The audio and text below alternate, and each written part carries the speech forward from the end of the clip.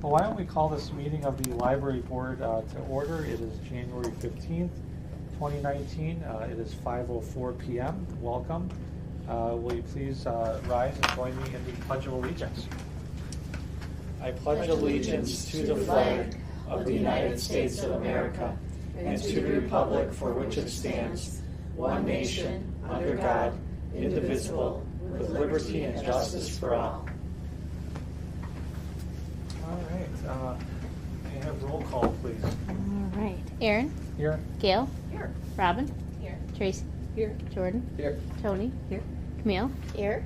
And Alderman Kapusta is absent. All right, thank you. Statement of public notice. This meeting was noticed in accordance to the open meeting law. All right. Public comment. No public comment this evening. So we'll move into the consent agenda. Looks like two items attached to that consent agenda. The approval of minutes for November 20th, 2018 board meeting. And then we have placing on file library financial reports for both November and December of 2018. So at this time, I'll entertain a motion to approve the consent agenda, please. Tracy, thank you. Is there a second on that? I'll second. Thank you. Any further discussion?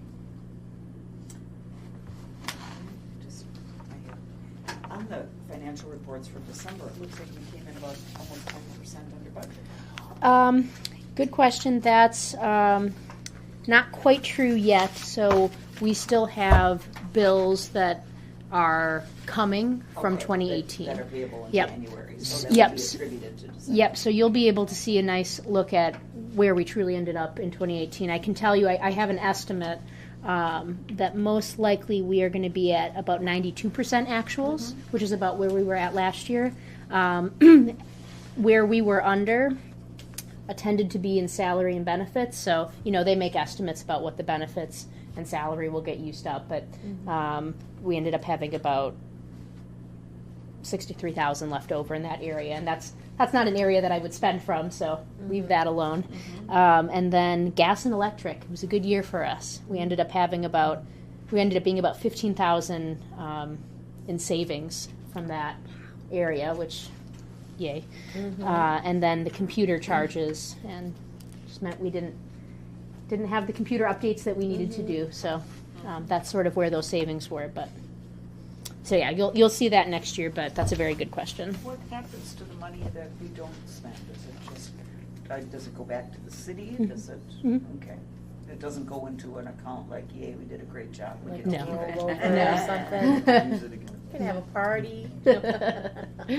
No luck. And regarding that also, programming was up, like 300%. So I'm assuming that there were some things consolidated, or perhaps something like that made that number go up 3 times. So that was, if you recall, I can't remember what meeting I talked about this at.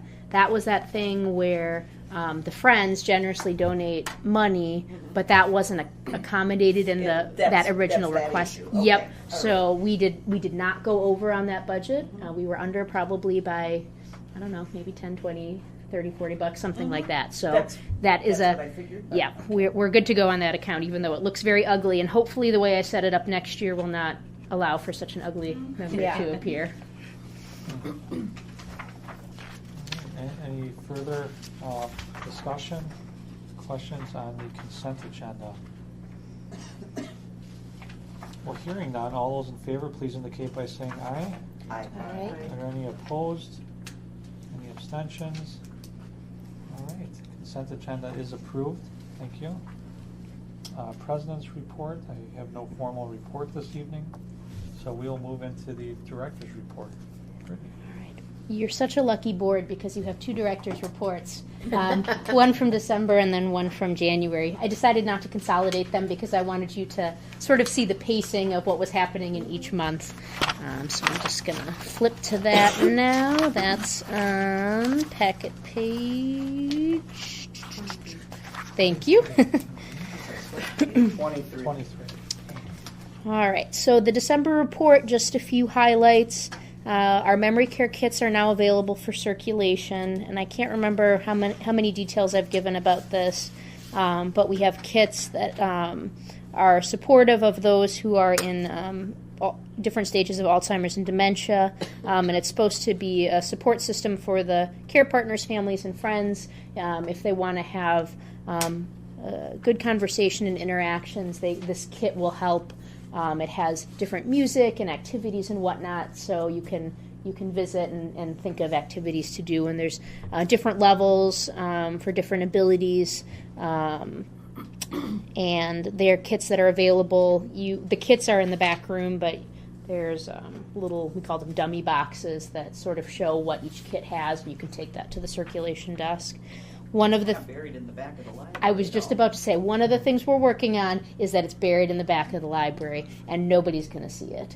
And so I have asked the staff to think of ways to advertise. I recommended that they use the memory care area, take down sort of that coloring sheet and put up an advertisement for that. Additionally, they're going to do a display at some point soon, that that center display right in the entryway when you walk in. Usually it has books on it, so they're going to do something to really make it front and center. They have started reaching out to different assisted living homes in the area to sort of advertise that as well. I was wondering, I was going to ask about that. I'm Yep. going to mention that is available from where my mother-in-law is. Wonderful. Over at Caring Alternatives here in town, so that might be something that will work out good for them too. Yeah, I think it's a great idea. I know when I was visiting my grandma at her assisted living home, if I had known that I could go to the library and check out a kit to go with her, it would have helped spark some conversations Another one and would new be ideas. groups. Support group, that's a great idea. Because they're caring for people in their homes Yes. versus Yep. somebody who's getting, like assisted living Right, care or something like right, that. and I they're think you want looking to support for- group people That's a great idea. as much as. Yeah. Do you Talking know? about support groups for the patient or for the family members taking care of them? I guess either or. Caregiver- But usually, caregiver like I know support the group. person that I just lost to Alzheimer's, the wife would go to a support group for her. Do you happen As a to know caregiver. which support group specifically? Does it have a name? Is it through a church or a? I can ask her. I can certainly do research Yeah, too, but if because you I knew would of think there one, probably is a list like on the Alzheimer's.org the site. ADRC. Something like that would list all of them. Mm-hmm. Yeah, we did talk to the ADRC. They said they'd promote it, but I'm talking yeah, about ALZ.org Oh, is probably ALZ.org. going to have the list yeah. of support groups as well. Yeah, we're excited to really start plugging them, and it's not something that we've done aggressively enough, so we're aware of it. The nice part was that all the book club Oh, yeah. groups were back there, and I didn't know we did that. Yeah. Not that I know everything about the library, but I don't know if you're all aware that you can check out a book club kit Mm-hmm. with 10 books. So, I mean, if somebody is wanting to start a book club and doesn't know how Yeah. to do it, there's kits right in the library. I didn't recognize a lot of the book titles, but that's another thing we offer that I don't know if anybody knows anything about it. One of the exciting things about 2019 that's in the action plan is an assessment of wayfinding signage. And I think it's going to be important to sort of look and see where are things tucked away where maybe we need better signage in different locations to help guide people back, what signage is working, what isn't. So that is an area that's sort of like where lost items go, and so I want to make sure people can find it. So And it's also they have it for kids, too, like a kids book club. So that was something we haven't told enough people about. I agree. Let's see. Flipping the page. I'm gonna. It's okay to average, like, I could put it on my Facebook page. Oh, please do. Yeah, that would be. That's okay, right? That would be amazing. So, yeah. Do you guys have a Facebook page for the We library? do. Yeah. So, this is just a suggestion, if you would put together something like this and then have it be able to be public so that people can just share it, instead of having to recreate the post, that would be helpful. Yeah. Yeah. I will. I can't remember if they've done a post on this already, but it can't hurt to do it again if they did. So I will double check with them, and we'll get a post started. And then, do you want me to email you when we do the post, or? No, I'll link Okay. the page right now. Okay, great. Awesome. All right, so Facebook post. Because if it's on there, I'll just like share it. Yeah, that's wonderful. That's great. Thank you. Okay. Let's see what time it is. Okay. the best part about these meetings is the next day when I try to read my handwriting and go, What did she say? Bobblegook? What were we talking about? So, all right, excellent. Thank you, Tracy, for that. I'm going to skip over the children's report for December because January has the more updated numbers on that. So I'll get to that point in a bit. We had a Will It Waffle program with the teens, and that was great. We had, I think, at least 6 to 7 teens in attendance, and they put many different things in a waffle iron that aren't waffle batter to see if it would work. So that was a fun way for them to be creative and do something new. I can honestly say there were more waffle irons in this building than I've seen in a while. Let's see. Updates, dates of note, I'll cover that in the next board report because they're continuing to be relevant. Strategic planning 2019, we'll be talking about that today. The Jingle on Janesville went very well. We had that tree lighting and Santa photo op that the Chamber helped us set up on November 24th, and we're thinking around 100 children made the holiday craft that we had, the little mouse with the candy cane tail, and then about 300 children and guardians came to visit Santa, we believe. So it was definitely worthwhile. We're looking forward to doing it again with the Chamber, and we're going to talk with the Friends about possibly doing sort of a book sale or a bake sale in conjunction with that for a fundraiser for the Friends as well. How did you publicize that? I mean, like, yeah, obviously this was a hit, so whatever marketing you did for this appeared to work and get the word out. The Chamber did a lot of advertising. The Chamber did a lot. Yeah, a lot of really professional advertising. It was such a beneficial partnership because we provided the space. They actually created a page that was called the Jingle on Janesville. They actually had a page, Jingle on Janesville, where they updated what was going to all be happening. So that aspect is and that went through the Chamber page as well as its own page as well as another page. And there was like a circular, I think, that went out at some point. So there was a lot. It was great. Yeah, we really appreciated the that conversation we had with the Chamber and them thinking of us, and they brought the Santa too, which was fantastic. So we didn't even have to find Santa; he came to us. Excellent. I'm curious about the Santa stuff. I played Santa this year, actually. Did you? Congratulations! I have some awesome photos I can show you guys. But I'd be curious to see how much and if I was to do it to help out potentially next year. Yeah, wonderful. Well, this year. Yeah, this year now. Yeah, this year. Fresh start. Yeah, so you had a good time as Santa. Oh, it was awesome. My first time ever doing it. Very cool. Helped out. Went up to the Children's Hospital. Oh. And, really. And if it's helpful, really my touching. family has a Santa suit. Oh. Okay, so that's something that we'd be happy to let.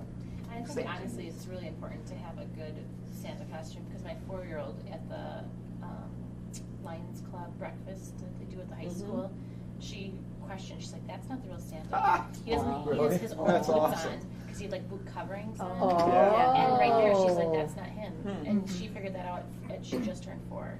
So I think it's really I don't know important if we've got the actual boots or not. I mean, I know we've got a nice suit, but I'm not sure about that particular item. I think they do. They're so smart. I'll have to tell our Lions Club Their minds are Santa just going. to keep Because an the only eye on Santas it. my kids ever really see are the mall Santas. They Right, do a and pretty they're good job. decked. They're decked out. Yeah. I mean, our suit is pretty nice. I'd have to ask my. Yeah, I'd be curious to see them.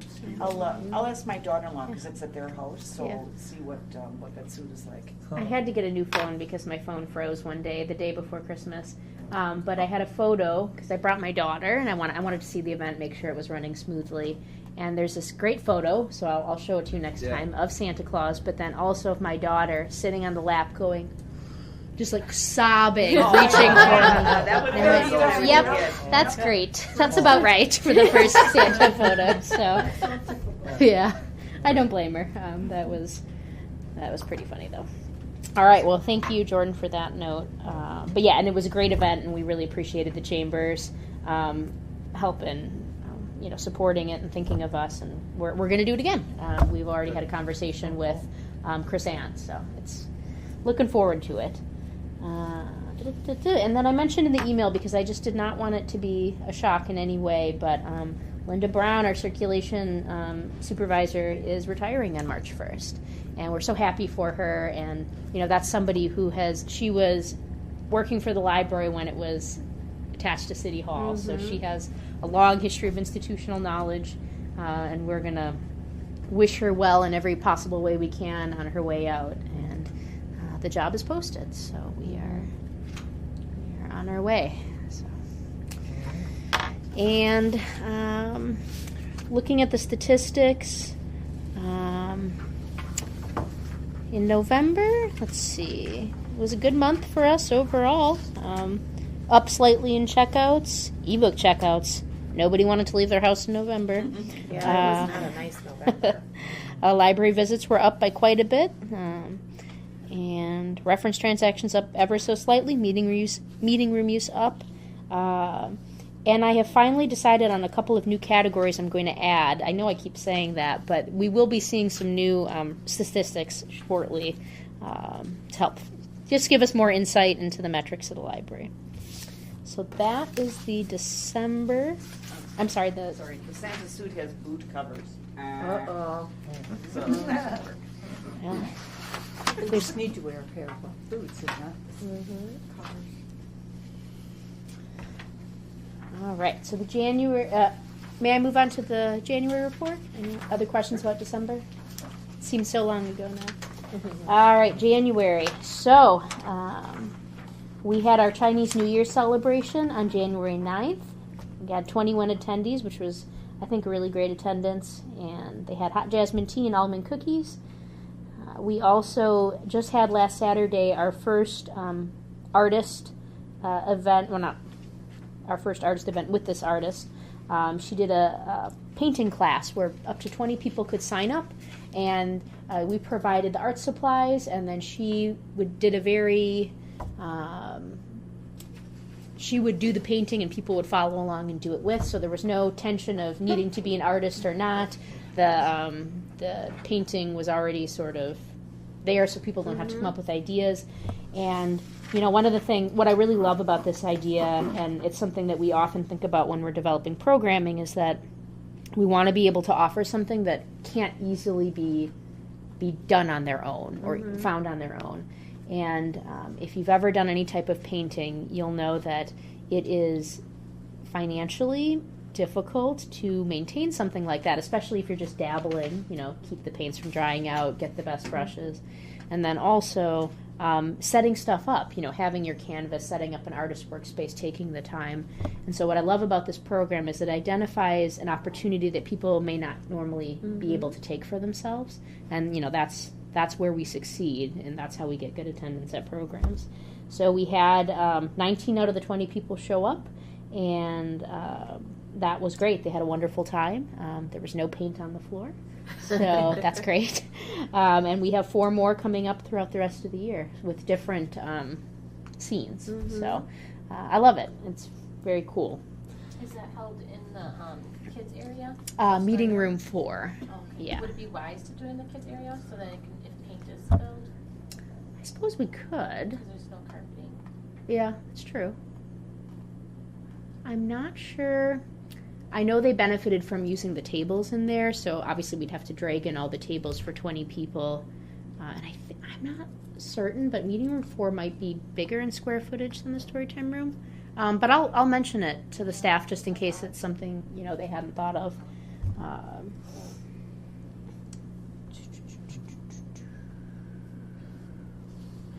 All right, so the numbers I talked about for the children's area.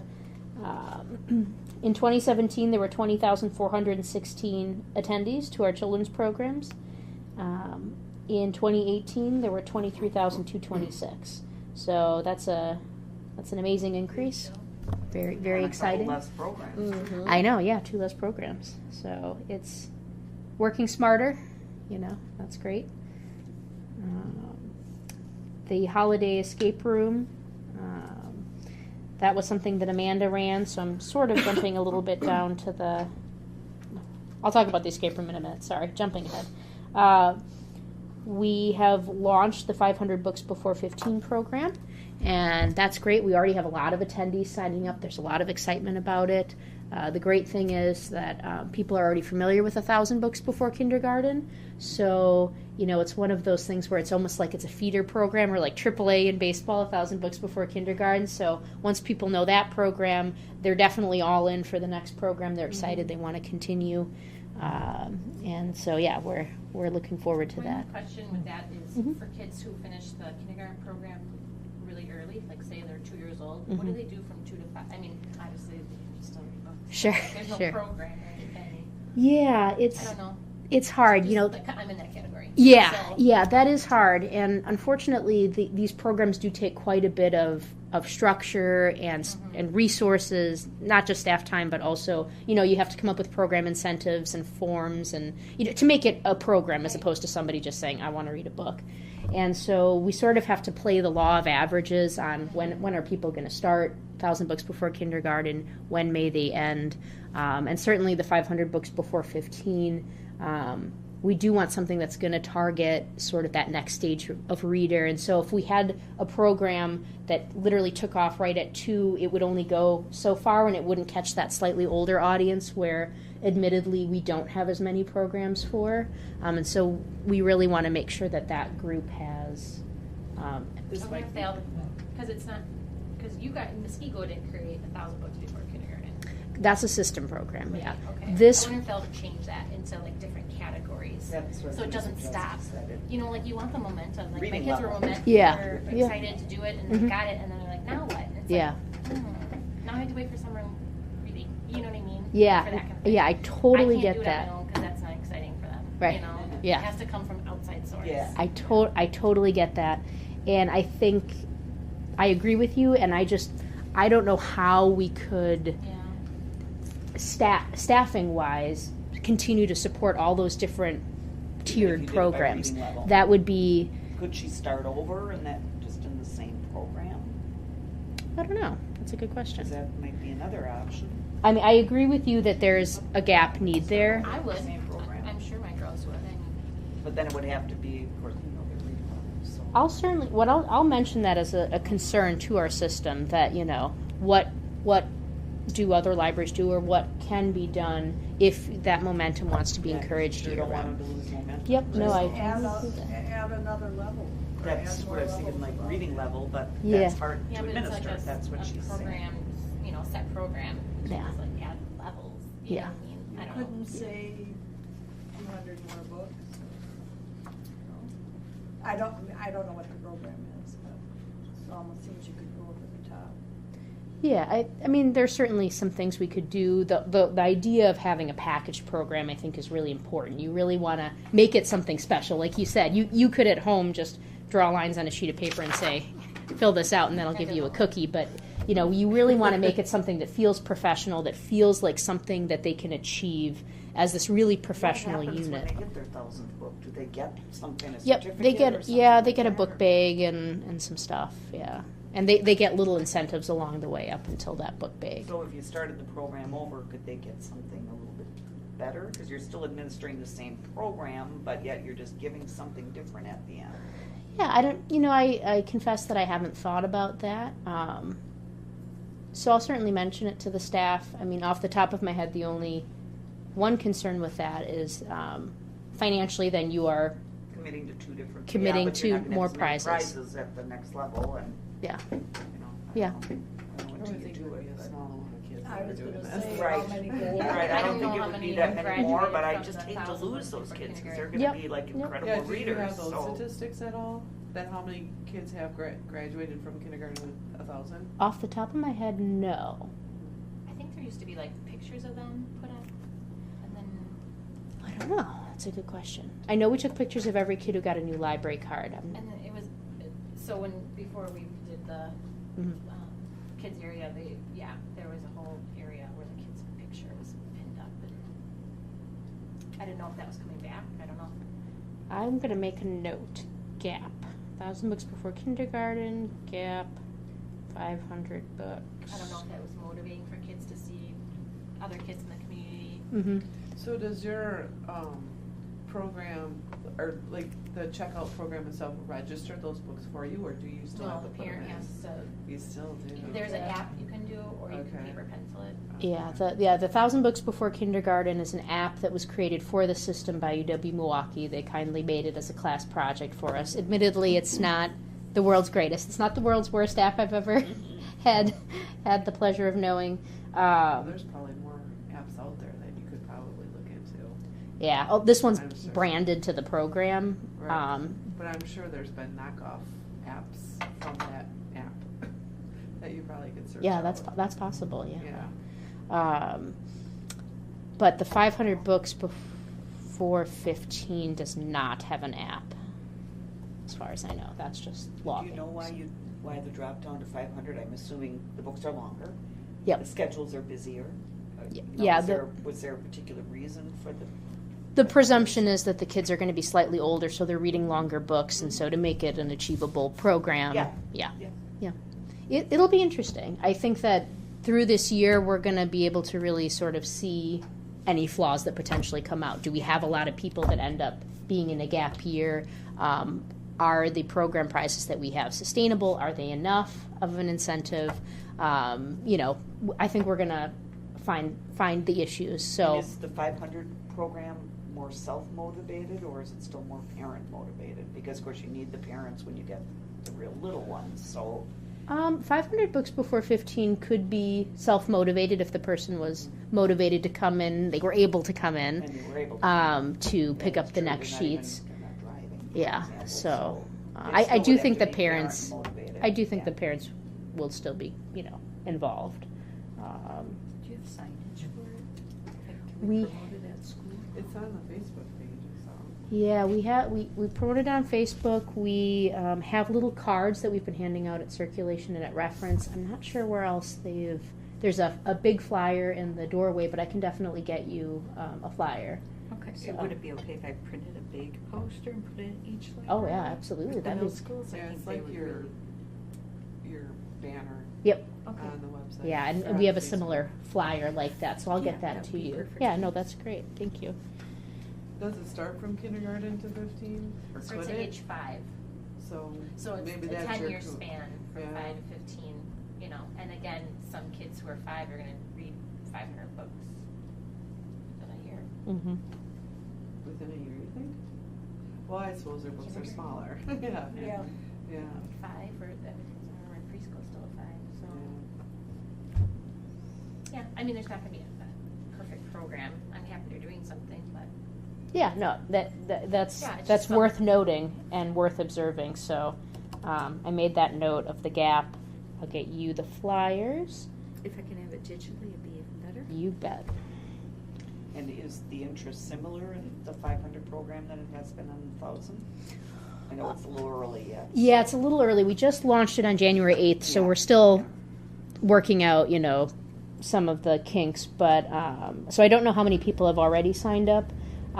We have the stats from 1,000 Books Before Kindergarten that shows how many people signed up within the first year. But I don't know if that's necessarily going to be comparable because, like I said, because it's already established as a program that has existed. I feel like maybe it'll sign up a bit faster because people are already aware of the other program. Could be in a positive as well. Yes, yeah. Parents sign their children up, or does the child have to be present? Parents can sign the children up. The benefit to having the child there, especially because in theory they may be a little bit older, is that there are the sign-up sheets have different coloring pages on the back, and so the child can pick the sign-up sheet that they want that has a coloring page that's most exciting to them. So not that a parent wouldn't be able to guess if their kid would rather color in a dinosaur or a spaceship or whatnot, but it might be a little fun for them to pick it out if they're around. So yeah, it's exciting. I think that it's going to be interesting to see. We observed today that it's the sign up is they have to register. We get them a book bag because at 500 Books Before 15 they get a book bag to start the program, and then they're going to make their own buttons. And they can put the buttons on the book bag as they progress, so that's going to be exciting. But we're sort of picturing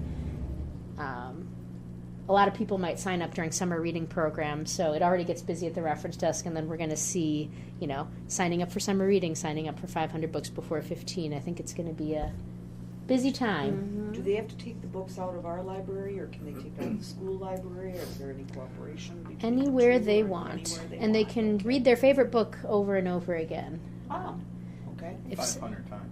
There you go. I think I've read my Elmo book to my child about 500 times. It feels that way, I'm sure. It does, and she's very insistent on it, much to my detriment. But anyway, thank you for this feedback. It's an exciting program. Spread the word, and I think we'll always make it better the more we experience it. So.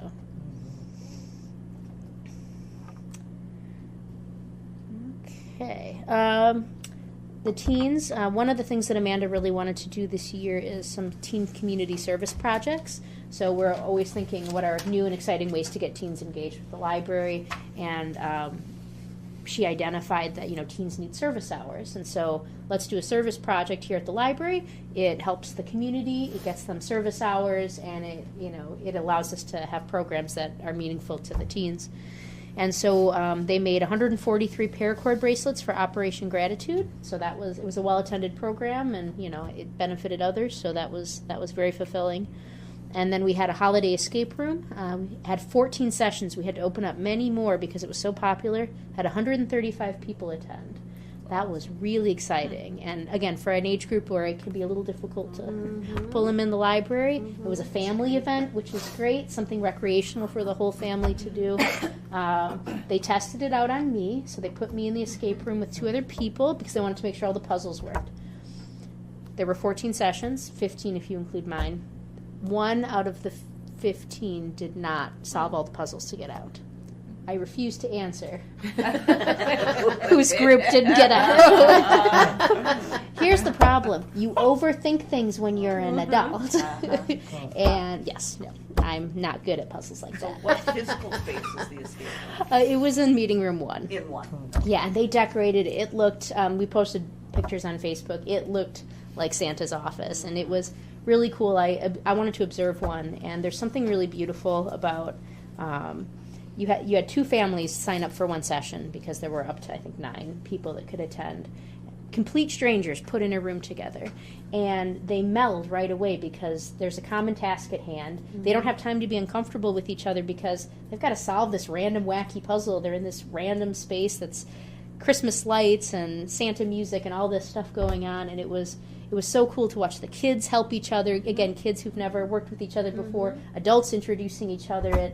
Not to be overly sentimental about it, but it's like totally what libraries are all about is creating these community moments. These kids were using their brains to solve puzzles with their family, meeting new people. It was wild. I really enjoyed it, despite the fact that it humbled me when the little kids solved the puzzles faster than me. That's okay. It's fine. I'm mostly over it. Now, what little I know about escape rooms is that usually there's somebody watching from another room. Yep.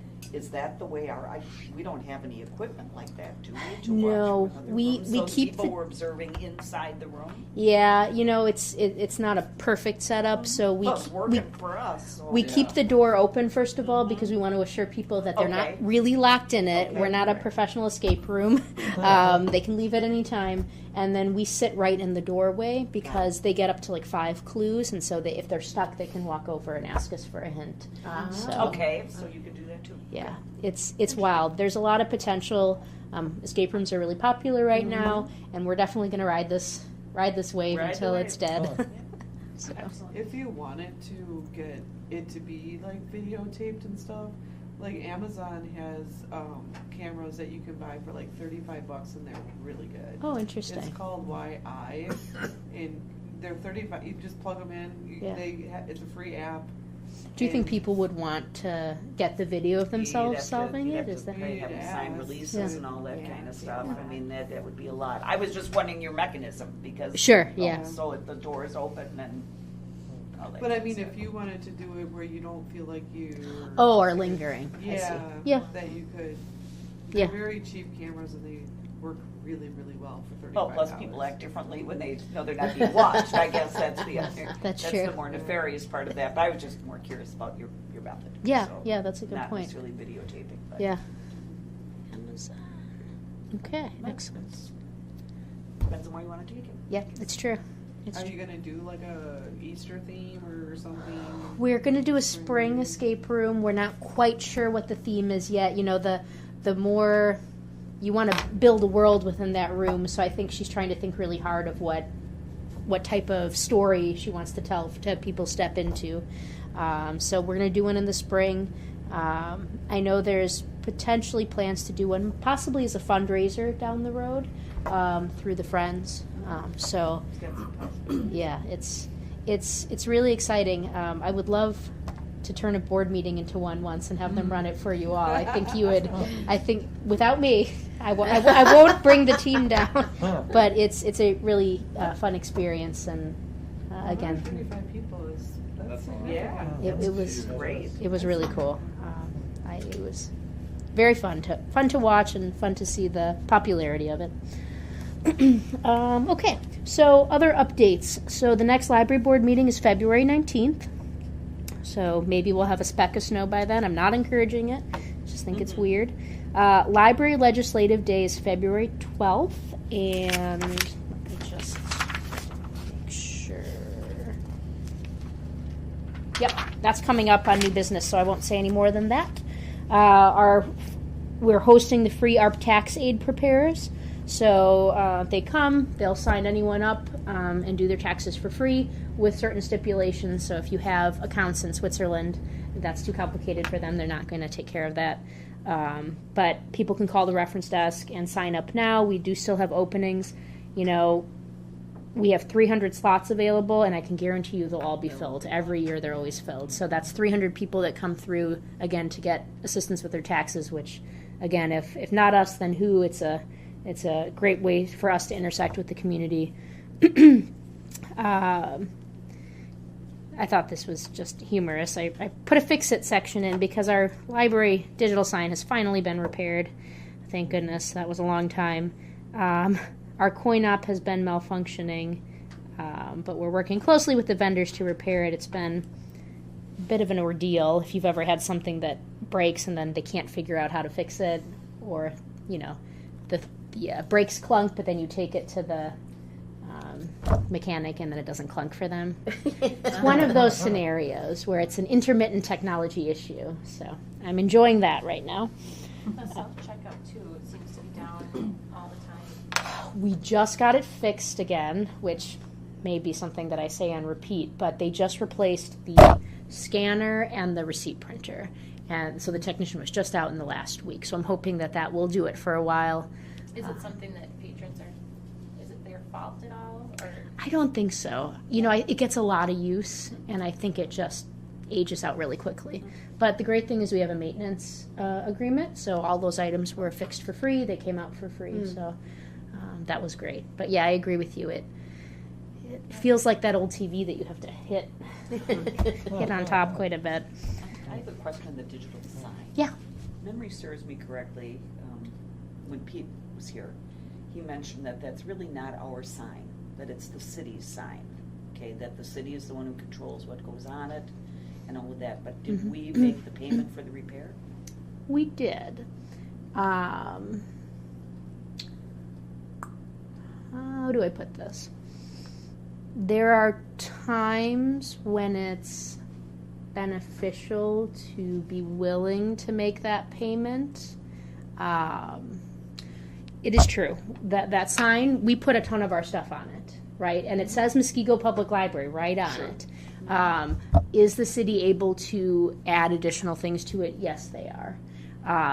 Would we be able, do we have the right of final refusal? I'm not sure. My understanding was that their information took precedence over ours, that it just happened to be housed on our, and I don't know if that's correct or incorrect.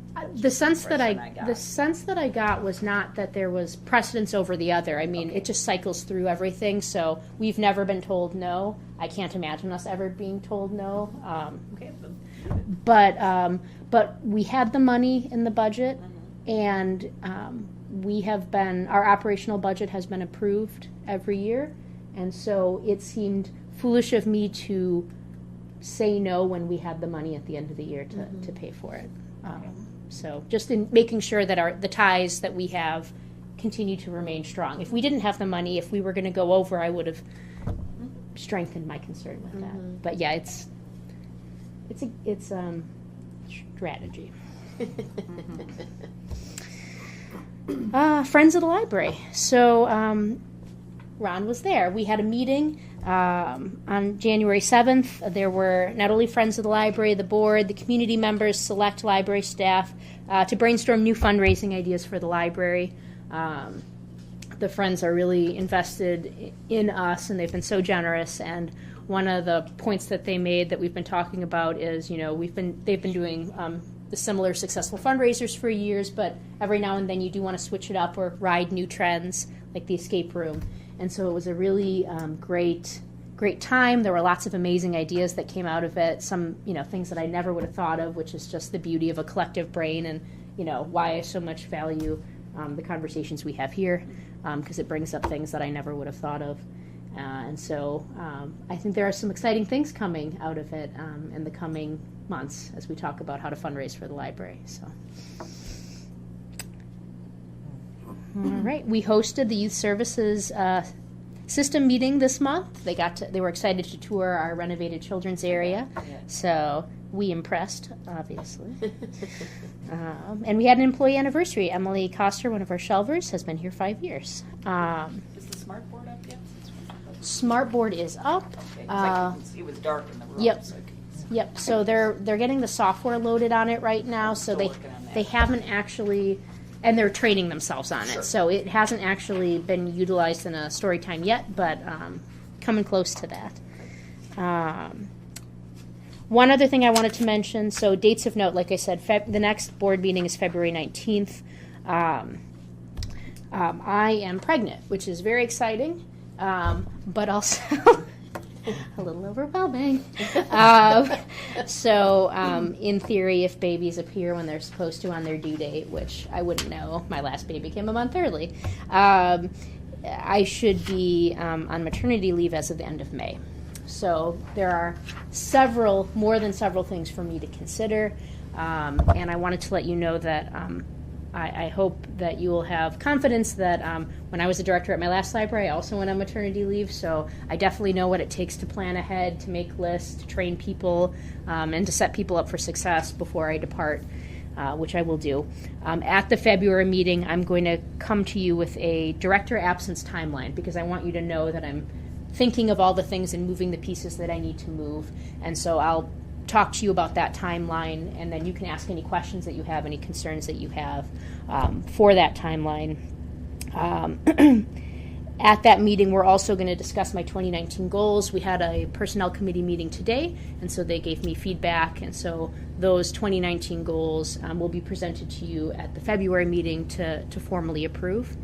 And then, believe it or not, the annual report is going to be due for 2018, so I will be working on that furiously between now and the February meeting so that you can approve that as well. So February is going to be a fun meeting, lots of things to discuss.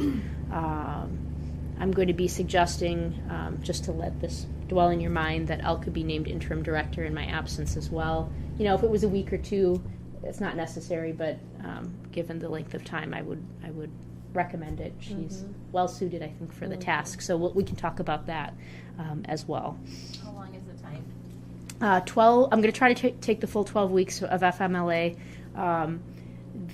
The joke that I would tell you is that you wouldn't want me at the library when I'm that sleep deprived. I don't think I would be the best person to make decisions. I didn't handle it well last time, and I don't anticipate it's going to be any better this time. But who knows? Maybe I'll get one of those miracle babies that sleeps through the night at 6 weeks. I've heard that they exist out there like unicorns. So Yeah, all my friends. right, everybody but you, right? Yeah. Somebody's got to be it. Why not me? So. Are you intending to come back after the 12 weeks? Absolutely. That is definitely a thing that's happening. So I have too much fun here. Better than 2 little kids? They're adorable, but frankly, when I come home every day, she runs screaming from me. She would rather spend time with Grandma and Grandpa, so I get more love here right now. So I'll take it. I'll take it. So that's coming up for the February meeting. I wanted to mention that. Oh, congratulations. Yeah. Thank you. Congrats. It's exciting. A little nervous, but exciting. So. Right. And the stats on packet page 28. You'll see that December was another really positive month for us overall, and then you can see that how we compared in the total column to 2017. So overall, we were up slightly in checkouts, and if you look at all the libraries in the system, we actually trended. Some people were lower in checkouts, so I'll take it. I'll take 1.3%. Ebook checkouts at an astounding 19.8%. We're up in library visits, up in reference, up in meeting room use, so it was a good year for the library.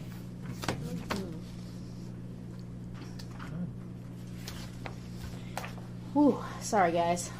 We had to do December and November, so it's taken a little bit longer. That was gonna tell you, when I did look on the page, there wasn't anything about the kits.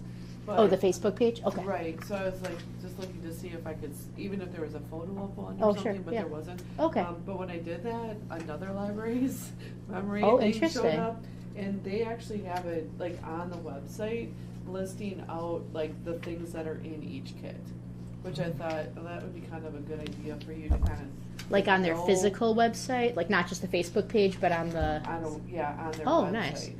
And, I mean, we have space where we can do that, but yeah, it was, Yeah, what library is that? yeah, let me look.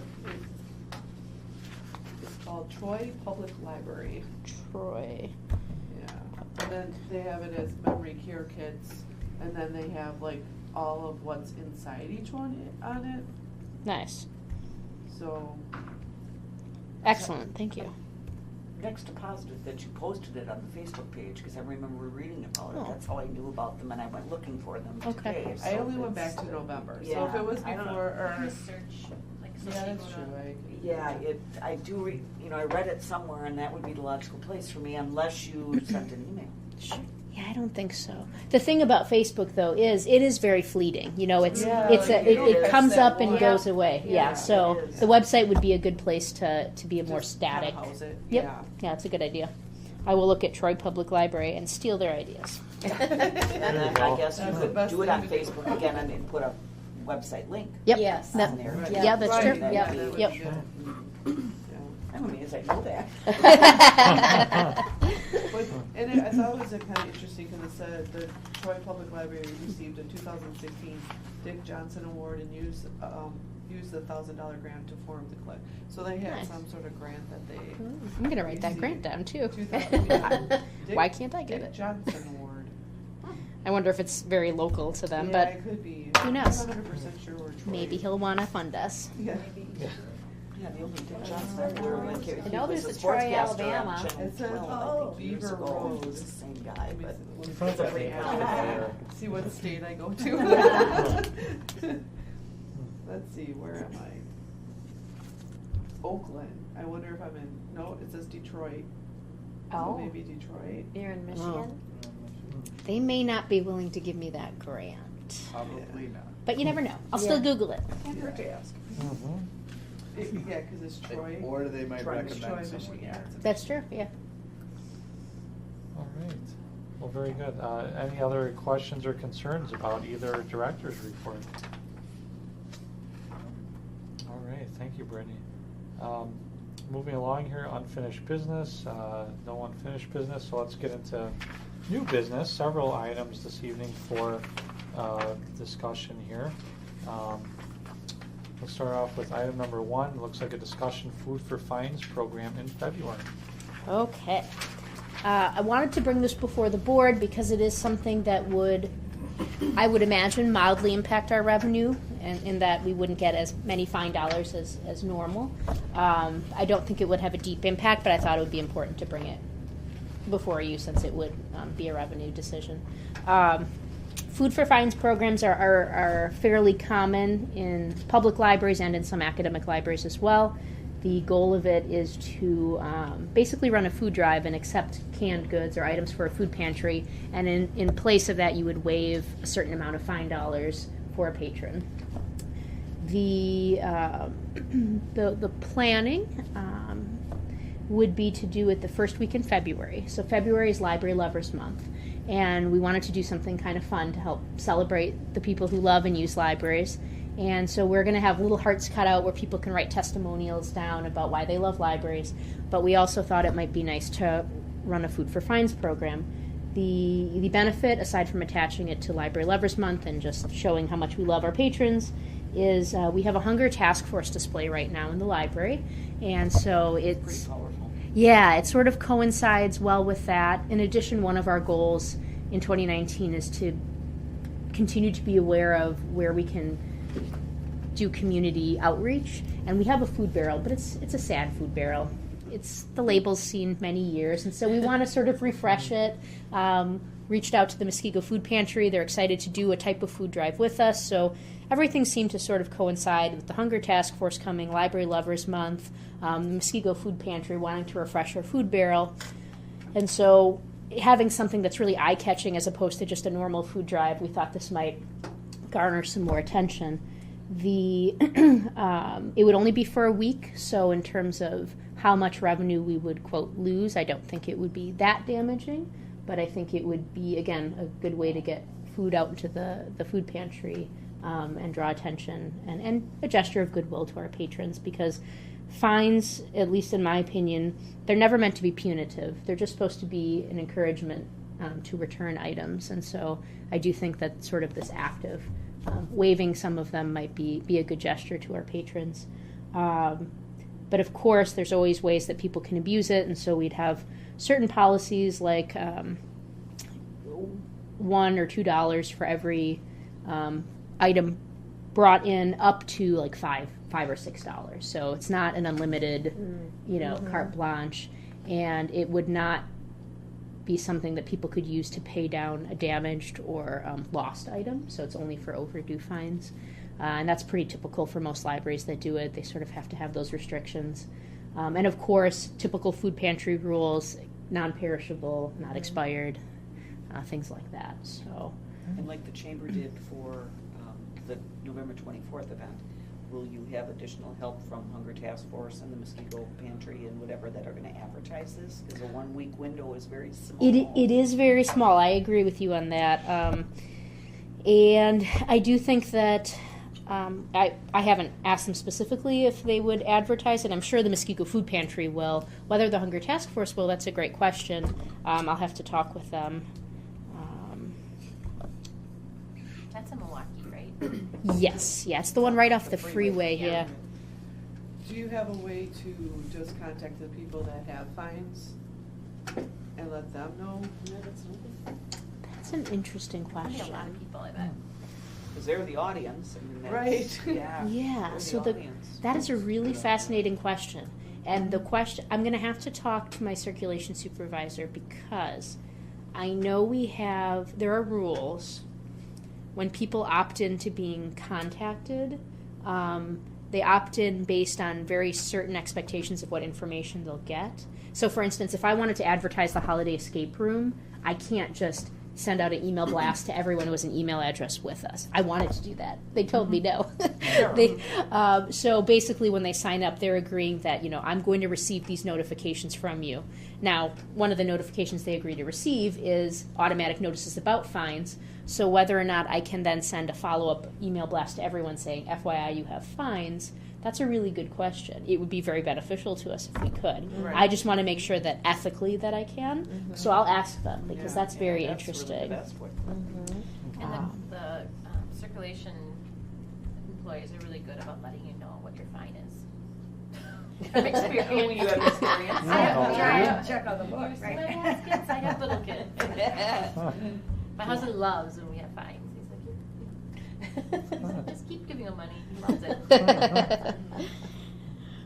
Excellent. So I'll ask about the email blast to people with fines. I'll follow up with the Hunger Task Force about if there's any advertising they can do through their Facebook page or website. 'Cause I think I would almost, like, if I had a fine and I didn't hear about this, I would almost be upset. Right. Like, why didn't you tell me I had this option? Sure. To Right. Really, that pay is my the fine? audience, you know. Mhm. It's, The other con, because that's a very good point. The other potential con there is, which I don't think outweighs the good it could do. People may come to expect it every year, and or quote save their fines.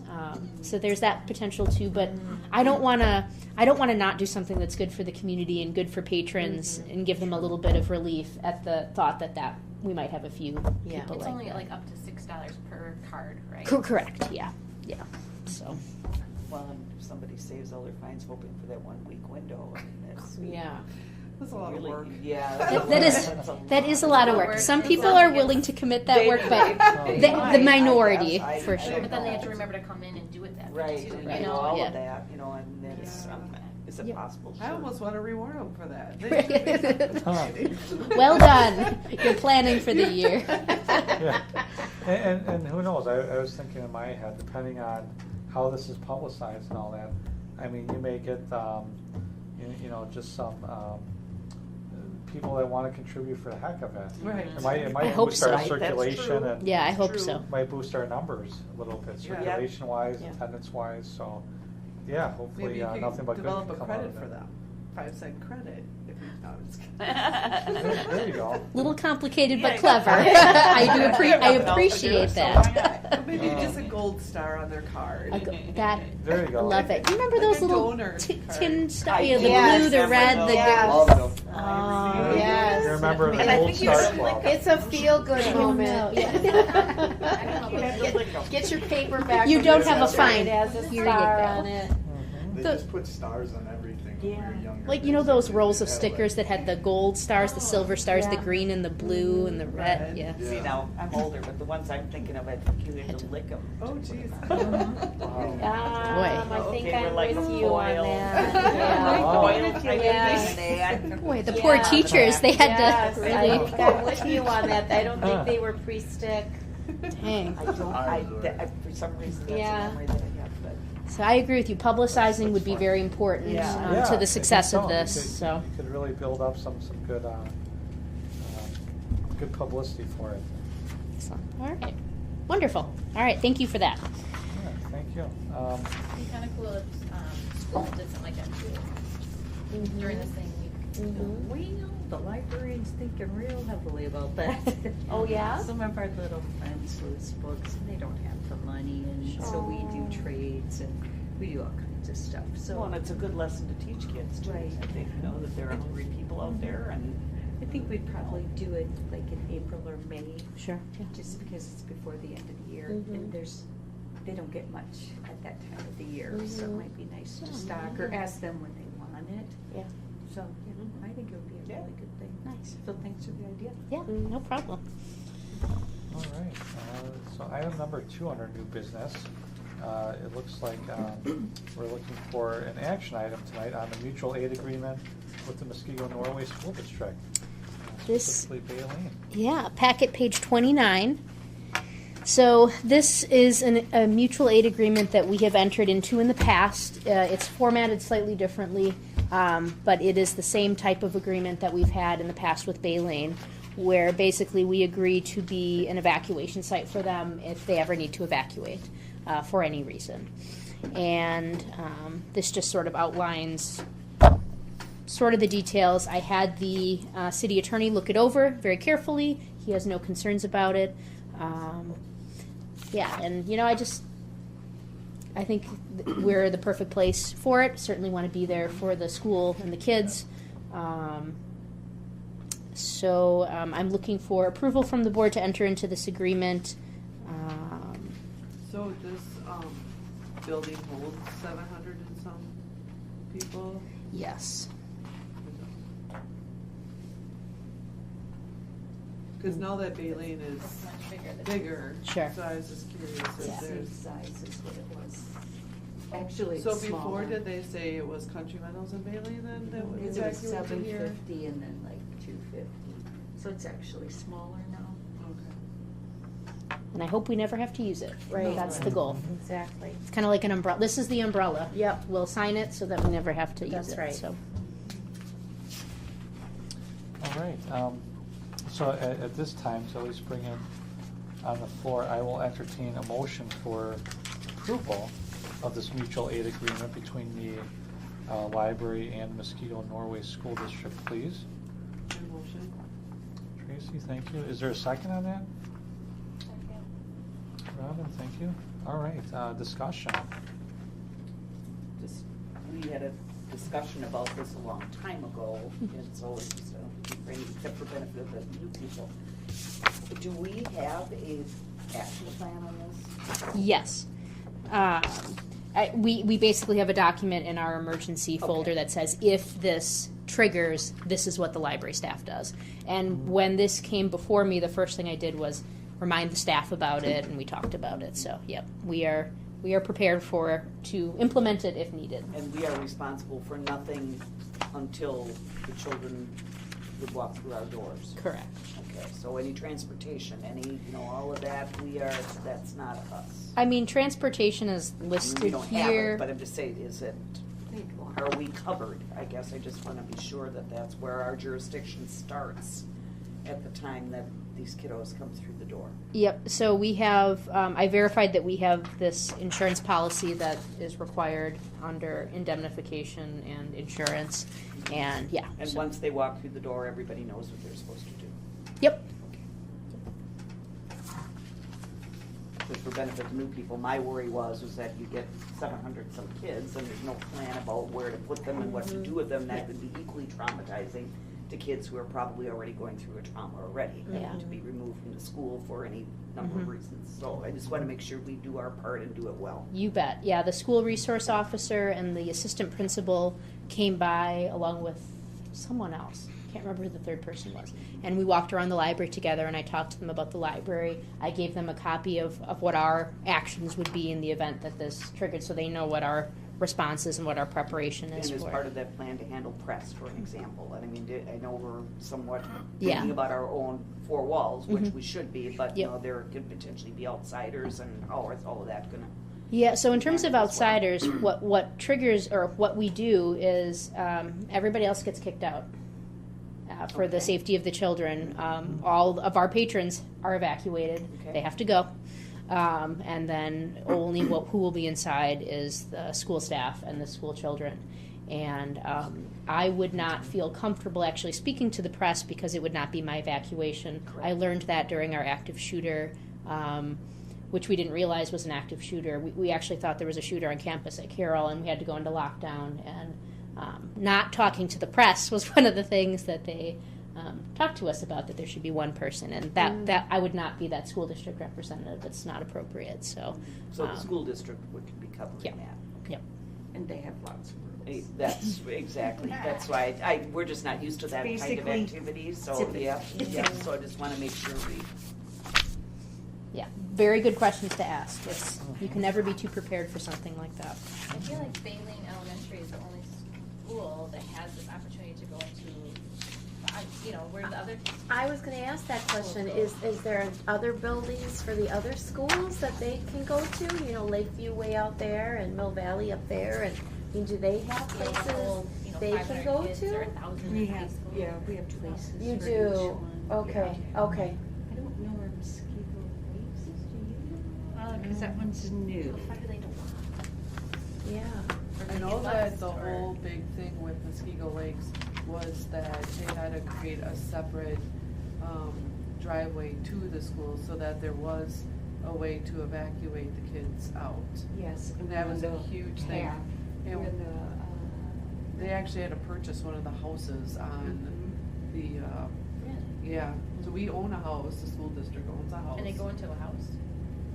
Well, I don't know if that's the place that they would have to go. I'm just saying that that's part of what they have to do in order to get the driveway put the in. ready is. That's right, because originally it was like one way in, one way out, Right, right? right. Originally, Yeah. yeah, wow. Interesting. All All right. these lovely times that we have with Yeah, the isn't that the Yeah. active truth? shooter stuff. Yeah. Hope we never have to use it. Absolutely.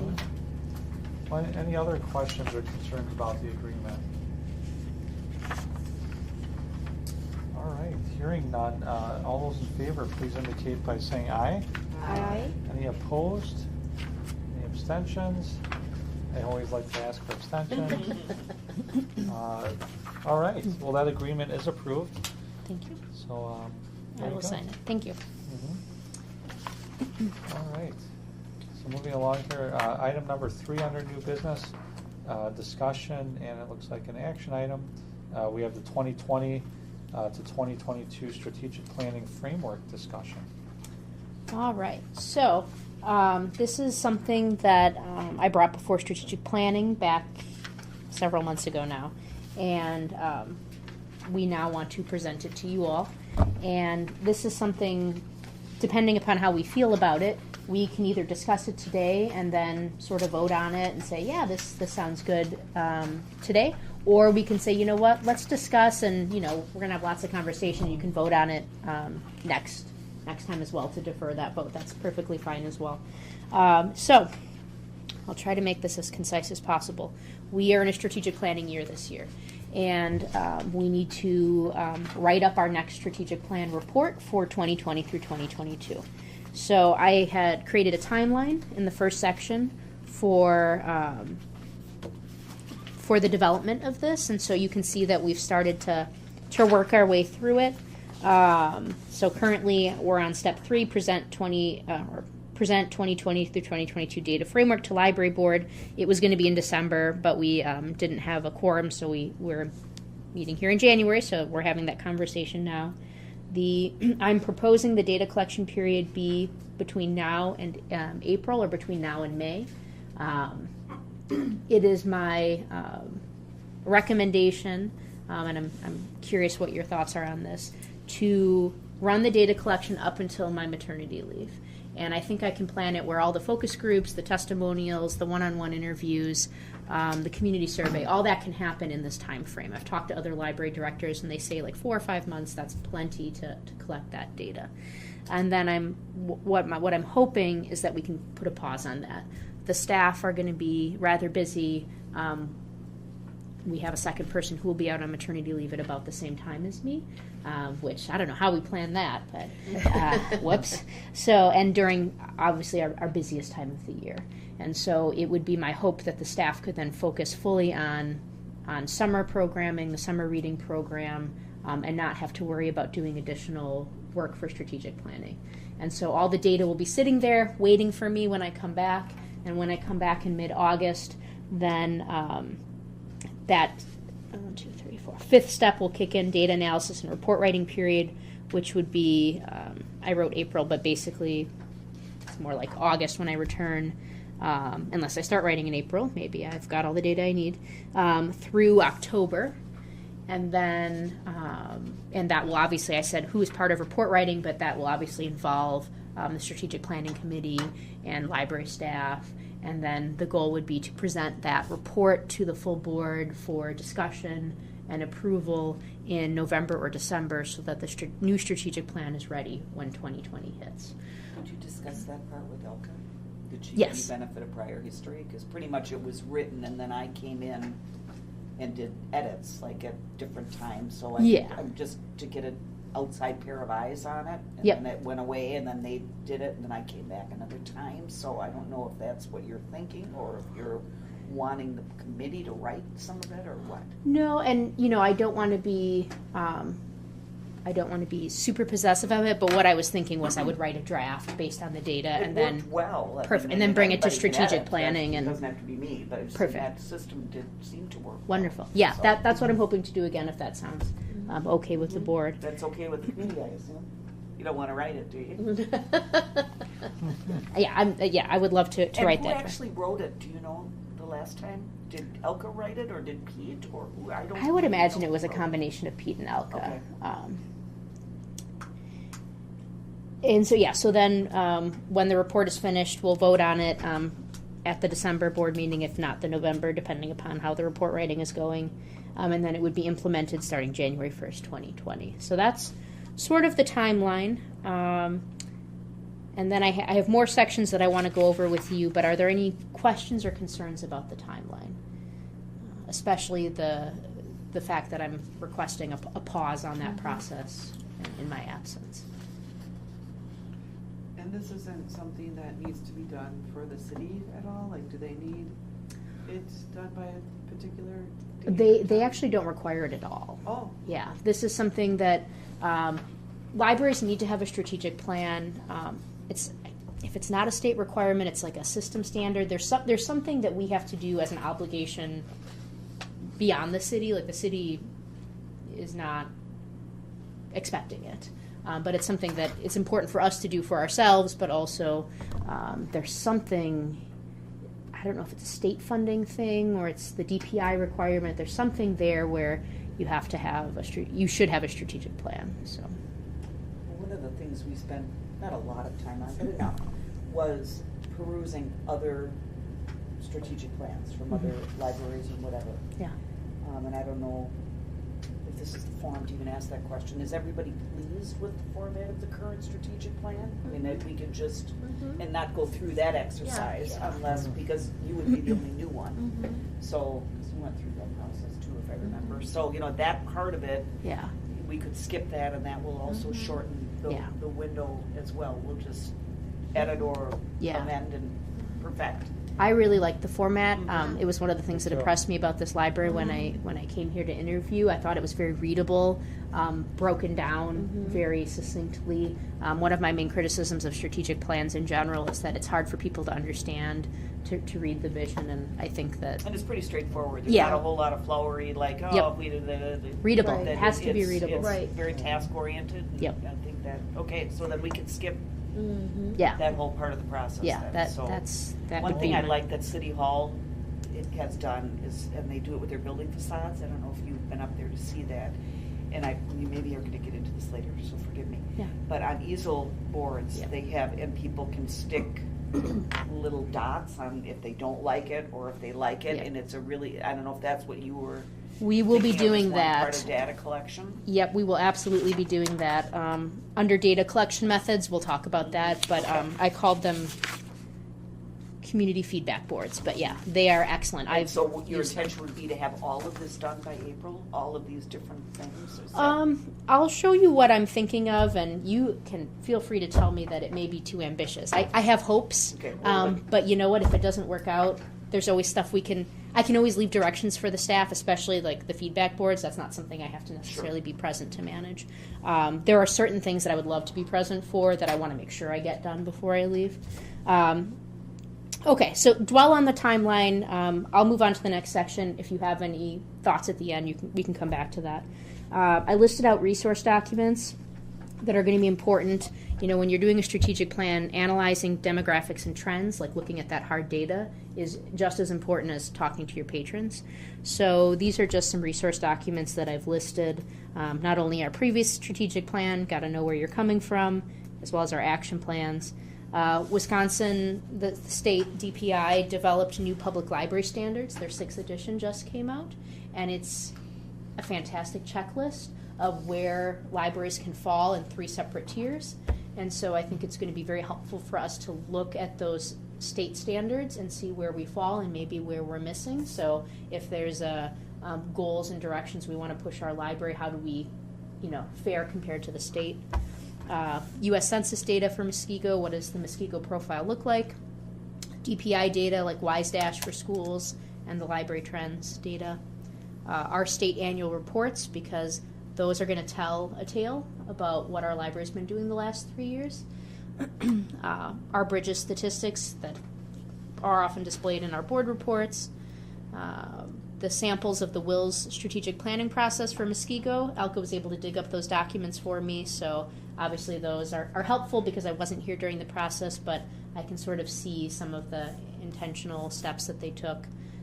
We do have our edge assessment data, which is admittedly several years old. I'm not really willing to do it again. It was free at the time, so they took advantage of it, which is fantastic. Now it costs like $1,000 to do.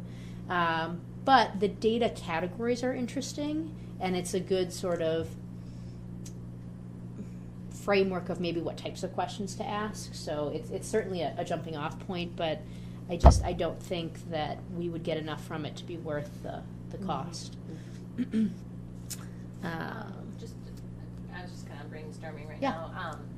What about using, or I don't know if this is helpful or not, but the public schools libraries at all? Like if any data could come from, I don't know if that's helpful or if anything would.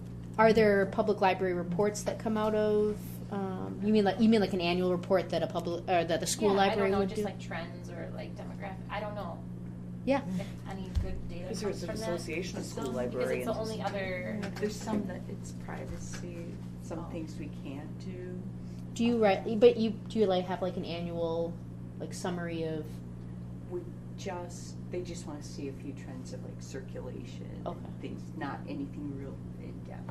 Would that be data that I could get possibly, or is that protected? I mean, obviously not No, names the or. circulations would be okay. Yeah. Okay. Because it's the only other libraries within Muskego.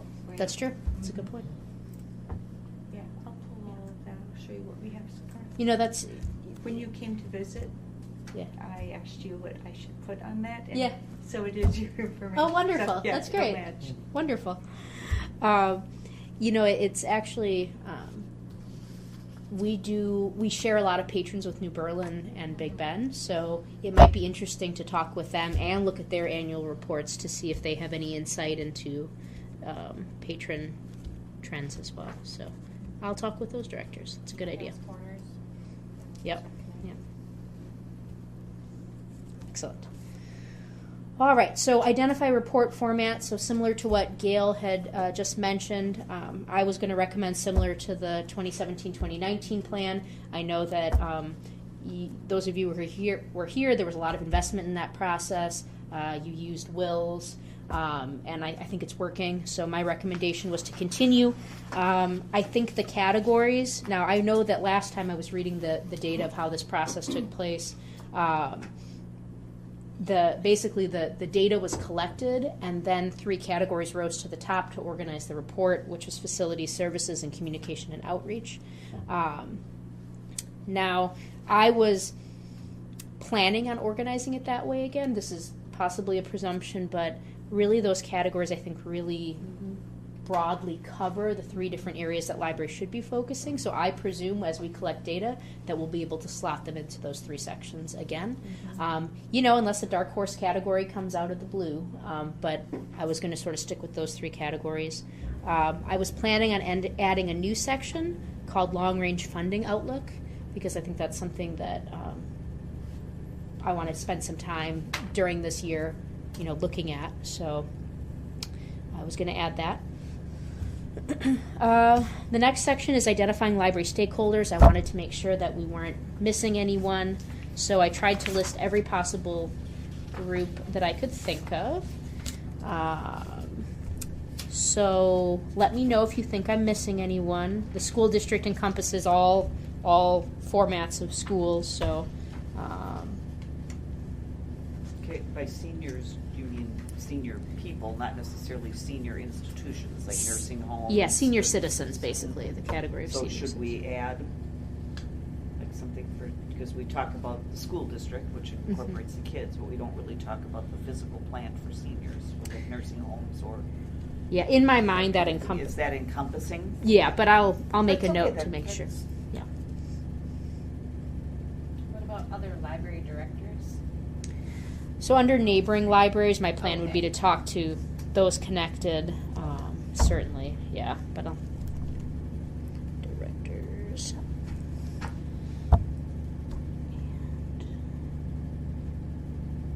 Okay.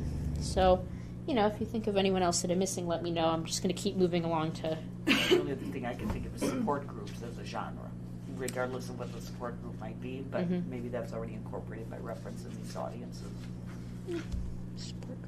How detailed do you get with the age groups? Because children kind of could be school age or preschool. Yeah. Toddler.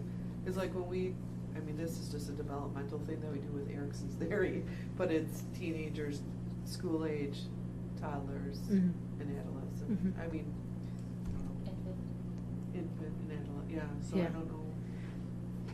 It's like adolescent, school age, preschool, and then toddlers. And then it's just, so I don't know, like, do you get real specific about the age groups or? I guess these were just broader categories, but I do hope to talk to people that represent those different age groups. And one of the things you'll see in a little bit about the focus groups is that because I know it's really hard to gather groups of people with those age groups, babies and toddlers and whatnot, I plan on attending story times and trying to have mini focus groups. Like, hopefully people will sort of stick around afterwards, and I can have that focus group there to make sure that I get all those ranges of children, because you're right. I don't want to just talk to people who have, 7-year-olds or 3-year-olds. It's important to talk to the people who have infants as well. So I'll make sure that we catch all those categories. And the only other person that I think you kind of don't really identify is people with disabilities. Yeah, that's. So like handicapped, or even those without senses, like blind, hearing, Yeah, that's a great one. I'll write that down. And on that note, we just had our accessibility scan done. The system paid for it, which was very generous of them. And it was somebody he's a professional, and what he does is he comes to different buildings and he assesses them. How accessible are they from every possible viewpoint that he could think of? And we have some work to do. And so it was perfectly timed. So actually, thank you for mentioning that category, and I'm going to add that to my resource documents, the accessibility scan, because we have things that will very much end up needing to be capital projects, or Gail, you'll be happy to know that we have a perfect and very professional report that says that our bathrooms need to be changed. So it's going to be, it's going to be priceless. We'll just be able to say, this needs to happen. Mm-hmm. It needs to. That report, I'll add that category, and I'm going to add the accessibility scan as a resource document. Is it so bad that we're in violation of the ADA, or is it, I don't want to say more cosmetic because I don't mean to minimize it, no. But are there some really serious issues that... They call them prioritizations, yes. And we have some prioritizations that are higher than others. And so I'm working right now to figure out what those are and what the costs are. And really one of the things that the expert said is document that you're working towards completion. Exactly. It's not like you necessarily have to say must be in compliance by tomorrow, but I have a determination matrix, and we can fill out like, this is what we're working on, this is the research we're doing, we're analyzing funding to figure out what it would cost to get XYZ. So we're working towards compliance. And I don't know if this is true today, but my knowledge of the law years ago was when you did priority item 1, you best keep doing 2, 3, 4, because just doing 1 is, once you start the ball rolling, you have to keep going. So, absolutely. Now, this is important. I won't stop until it's done. We need to. Are there any big changes that need to be done in the children's area? We need to should that have been done before we? Yeah, the architect should have designed a space that was ADA accessible, and they did. It was actually the best space out of all of our spaces. We need to add a table that has better knee clearance if a child was in a wheelchair. So, and that's the type of thing that we have a whole warehouse of school supplies. At the Muskego Element, I bet you they have a table that's ADA, because they have to be compliant for everything. Yeah. So that's where I would tap into the school districts. Do they still have it though? It's still there. It's like they act like it's already recycling. I don't think so. Okay, I'll make a note. And I don't know if you're aware too, and I can't think of the name of the site. I'm not saying this is a good idea. I think if you would contact Tim Gorecki, like the director, like just go to the top. Yep, I will do that. Yeah, the state. I'm sorry. Jeremiah would be the Jeremiah. director. Tim, I don't know. I think he's just in the high school actually. So yeah. So what's Jeremiah's last name? Johnson. Yeah. The state of Wisconsin also has a website, and I can't think of it right. Do you know what it is? I don't know what it is. So you know what I'm talking about. Yes. They will have, and it really depends on the day, surplus items. So you might be able to find things could from the text you that state. link. That'd be great. Yeah, and Yeah. I can't think of the name of the website. They have great things like picnic tables. where They one do. day And you said can it's do- a state site? I believe it's the state of Wisconsin. Because we're talking about the same thing, but I Yeah. can't think of the I name of sent it. to And Beth Ann at St. Leonard's because I felt like they needed help. And Yeah. so I mean, just for if you're looking for a specific item or something like that, you might That's be able to great, get it yeah. in there to just keep that as a resource, like say for Absolutely. picnic tables for the outside, or even for Yeah. and they're going to have a number of them. That's wonderful. So- Yeah. When they have it, it's really nice quality too. It isn't all junky stuff. That's right. That's So, great. No, thank you for that. I will contact. As a single person, it's hard to order stuff from there, but Right. as an organization, you might find Mhm. something that really will help you out. Yeah, it was a needed assessment, and it really opened my eyes. So I'm just starting to scratch the surface on it and start to make priorities. But it's exciting. It's to be aware of it and to know we can take action on it is. Well, you don't know is what good. you don't know, so it's nice to have somebody come in and Yeah. do that. it's called wisconsinsurplus.com. It's easy. All right, It's thank easy you. to remember. Yeah. All right. Surplus.com. And they have also Cool. like Fond du Lac right now has a track skid loader. Yeah, I mean, you never I know mean, what's gonna be kind of on there. thing. It's just, it's a fascinating site. I was going to say I would love a skid loader. Village of Grafton has a pickup truck. Like it's just random Yeah, stuff, but very cool. All right, thank you for I that. didn't know. I put 2 stars next to it. That's Priorities. You should have the little sticky stars. right. I should. I'll bring it. That would have gotten a red star. All right, excellent. So, all right. Can't think of the name now because I've lost my page. But those are the groups that we want to make sure that we capture data from. All right, data collection methods. So I have outlined 1, 2, 3, 4, 5, 6 different data collection methods. There are many, many, many ways to collect data. I picked ones that I know have worked for other libraries and that I thought was feasible for us to do, to execute. Community focus groups. And I listed this in detail. I'll go into focus groups more in a minute. Patron testimonials. These are short, direct quotes that I want to gather about libraries. You'll see in each description where I talk about the value of each data collection method, the challenges that may come with it, and then like little notes at the end. So for instance, the value of a patron testimonial is it's a powerful way to gather marketing splurges, for lack of a better term. The downside is that they tend to just be positive. If you ask someone for a testimonial, most people won't write, "You guys smell like bananas" or something. So patron testimonials aren't necessarily as helpful in terms of like overall assessing our strengths and weaknesses, but if you see enough people writing about how much they love the self-check station, or then maybe we need a second self-check station, things like that. So community feedback boards, as Gail mentioned, I did those at my last library, and they were hugely successful. One of the challenges with a lot of like focus groups and one-on-one patron interviews and things is that it requires a lot of people have to devote time. They have to attend the focus group. So you want opportunities for people, almost like passive programming, to be able to walk in, give some feedback as they walk by. And patron feedback boards are very visual as well, whereas a lot of times focus groups are more verbal and discussion-based. So it hits maybe people who maybe can give feedback in different ways, like maybe they're more able to give feedback based on visual cues. Would it be like a ranking? I'm trying to think, because I know exactly what the city was doing. Yeah. Facades. So Yeah. it's visible, it's something you could, but like, so if you had to pick between one of 5 items, like a coffee maker, a this or that, Right, and yeah. then people would Yep. punch those things, so Yep. that it would be kind of specific like that, or?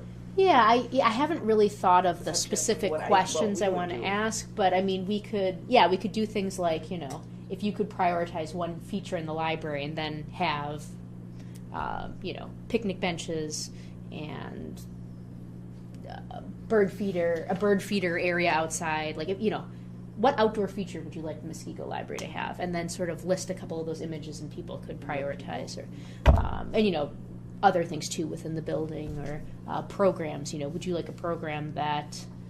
Because you have to direct people what to do is ultimately the point I'm Mhm. making. Yeah. Did you have a board where they could write in their own? Or no? Yeah, I think it would be fun to have a little square that's just write in comments or whatnot. Yeah, that would be, I think, helpful. Make sure to make a note of that. And the other thing I didn't see is I didn't see the dots all over the walls or, anything like that at City Hall, because that would be Yeah. the next possibility that they're gonna put dots Although- somewhere else except. The average age of someone who shows up to City Hall is a bit older. Yeah. Correct. And That based would on be our just Rock like of working Ages. at the polls, I know how many Yep. I voted stickers went Yep. all over the place instead of on the person, so. The feedback boards would be someplace close to staff supervision, like sort of Okay. near the reference desk, so that we could help guide and direct people and stop little Timmy from putting the blue dot on the bookshelf. One of the things that on your Facebook page, you do have a comment or a rate thing, Mhm. but you guys haven't commented to any of these, which I think giving Really? feedback, yeah. So, and 'Cause I one of them, like one said, don't go to there during the day. The puppet shows that are put on over the intercom. There's no quiet place to study or take tests. years back. That's well, but you should probably Yeah. address those. I'm surprised So that they didn't, because I know they've told me they've responded to other comments, but if Everyone that's on here right now does not have a comment. Yeah, that's- Right. that's not And good. that's You're under right. the- They should that's always. under the review section. Yeah, those So, should always many be people do responded not to. go under the review section. Yeah. But because right now you had 4.3 out of 5, so you Mhm. probably even want to try to get that up. Yeah, no, it's one of the benefits of the focus group is You can look. The puppet show thing was 3 years ago. yeah, no, that's not good. Any comment, positive or negative, on social media should always be responded to. I took Right. a webinar class on that. It was very fascinating on how to not get in fights with people but still respond. So yeah, no, that's something we need The to most do. current one was 6 months ago, so it's not very common, but they said Muskego Library is the best with 4 exclamation Oh, points. well, that's nice. Well, we should have And you got responded to that 5 as well. Right, 5 stars they gave you, so. Yeah, I'll follow up with them about that. It's surprising to me. I know that they pay attention to the comments. I know they've seen They them. probably, on the homepage, Yeah. probably comment, but this is on the review tab, Interesting. All right. so it's a little different. That's a thing that's going to change. Facebook review, respond. Okay. Because I would assume you have your page set up that people can't just post like crazy, right? Do you have it closed, like you approve? Because that's how I have, like when I started the Country Meadows Facebook page, it could get out of hand Mm. with some of the stuff that the parents, so everything that they posted, Admin group. I had to approve it before it went out there. That's a good That's question. good. I don't So know. I would, just make sure you have it set up that way. It is set up that way. Oh, You can't post, or you can, it says wait for Yeah. approval. Amanda. Oh, Amanda. yeah, she does the social media. Okay, well, that's good to know. You have a presence on Twitter and Instagram too? Right. We don't. And we were actually thinking about going into Nextdoor because we know there's a lot of, that's a very popular site for like community and family. The city, this is not their fault, it's a Wisconsin state statute. Any social media account that a government entity has to be archived. So that's $600 every time you get a new social media account because you have to archive it. So I told the staff that if they were interested in doing Nextdoor, we had to do a lot more exploration to assure that that was the account we wanted to go with and that it would truly bring us into new territory for that price. I would love to get on Twitter. Twitter would be It's good. it's such the dominant Yes. social media, even more so than Facebook. Very much so. Facebook's for old people. Yeah, isn't that Each funny? grade has their preference. Yeah. Snapchat is probably the Instagram, hugest. yeah, Yeah. and Twitter, depending on their age. what Yeah. they sneak with most. Yeah. And not this year, but last year, I put a couple posts, and not that I am particularly famous, but about the wine and cheese, Mhm. and I got one comment on Nextdoor. On Nextdoor. Oh, yeah. But that So could maybe be, it's- that could be me, not Nextdoor. Right, So, yeah. but I'm just saying that was the. Yeah. Yeah, so that's sort of one of the Yeah. barriers I've never to heard of it. social media accounts. Not next door. Twitter, yes. I know, but Because the school district uses Twitter like crazy. I believe it. If we don't, we have an issue. Yeah. We Yeah. have to really use It's- a lot. It's vital. I completely agree with you. It's important. I'm surprised the city doesn't have a Twitter account. And then couldn't you just I mean, do I hashtag library? Right. Let's work off of theirs. You know, and I don't want to speak for them. I don't know if they've had this conversation, but I know that they are very, well, I shouldn't say that. I don't want to speak for them. I'm not going to speak for them. But I know that they're aware of the pricing every time you add a social media account. So it's possible that they have weighed the pros and cons and decided against it. Whether that's right or wrong, I don't know. But And the $600 is staff cost to maintain it? Why is it $600? it's archiving costs. Like you have to archive it someplace, and it's the cost to be able to archive all the. So it's their staff cost to archive it, is that? No, I think it must be something with Twitter. They have to pay a company to archive it, basically. Okay, all right, and so it's the same charge for, because could Twitter be less or more than $600, I guess, then?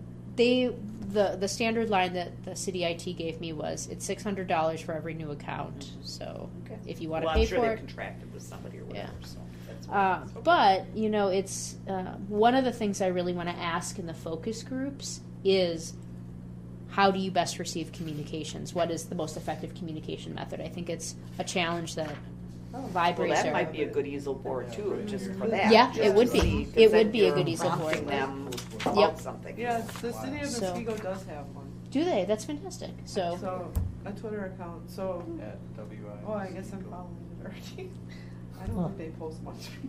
Okay, I want to make sure I write down. Yep. So I do so I do want to ask on the community survey, on the feedback boards, best methods of communication. And you know what? If we get a lot of stuff that says, "Hey, you need a Twitter account," that is a perfect reason to look at it more seriously and weigh the costs of Well, the plus it's archiving.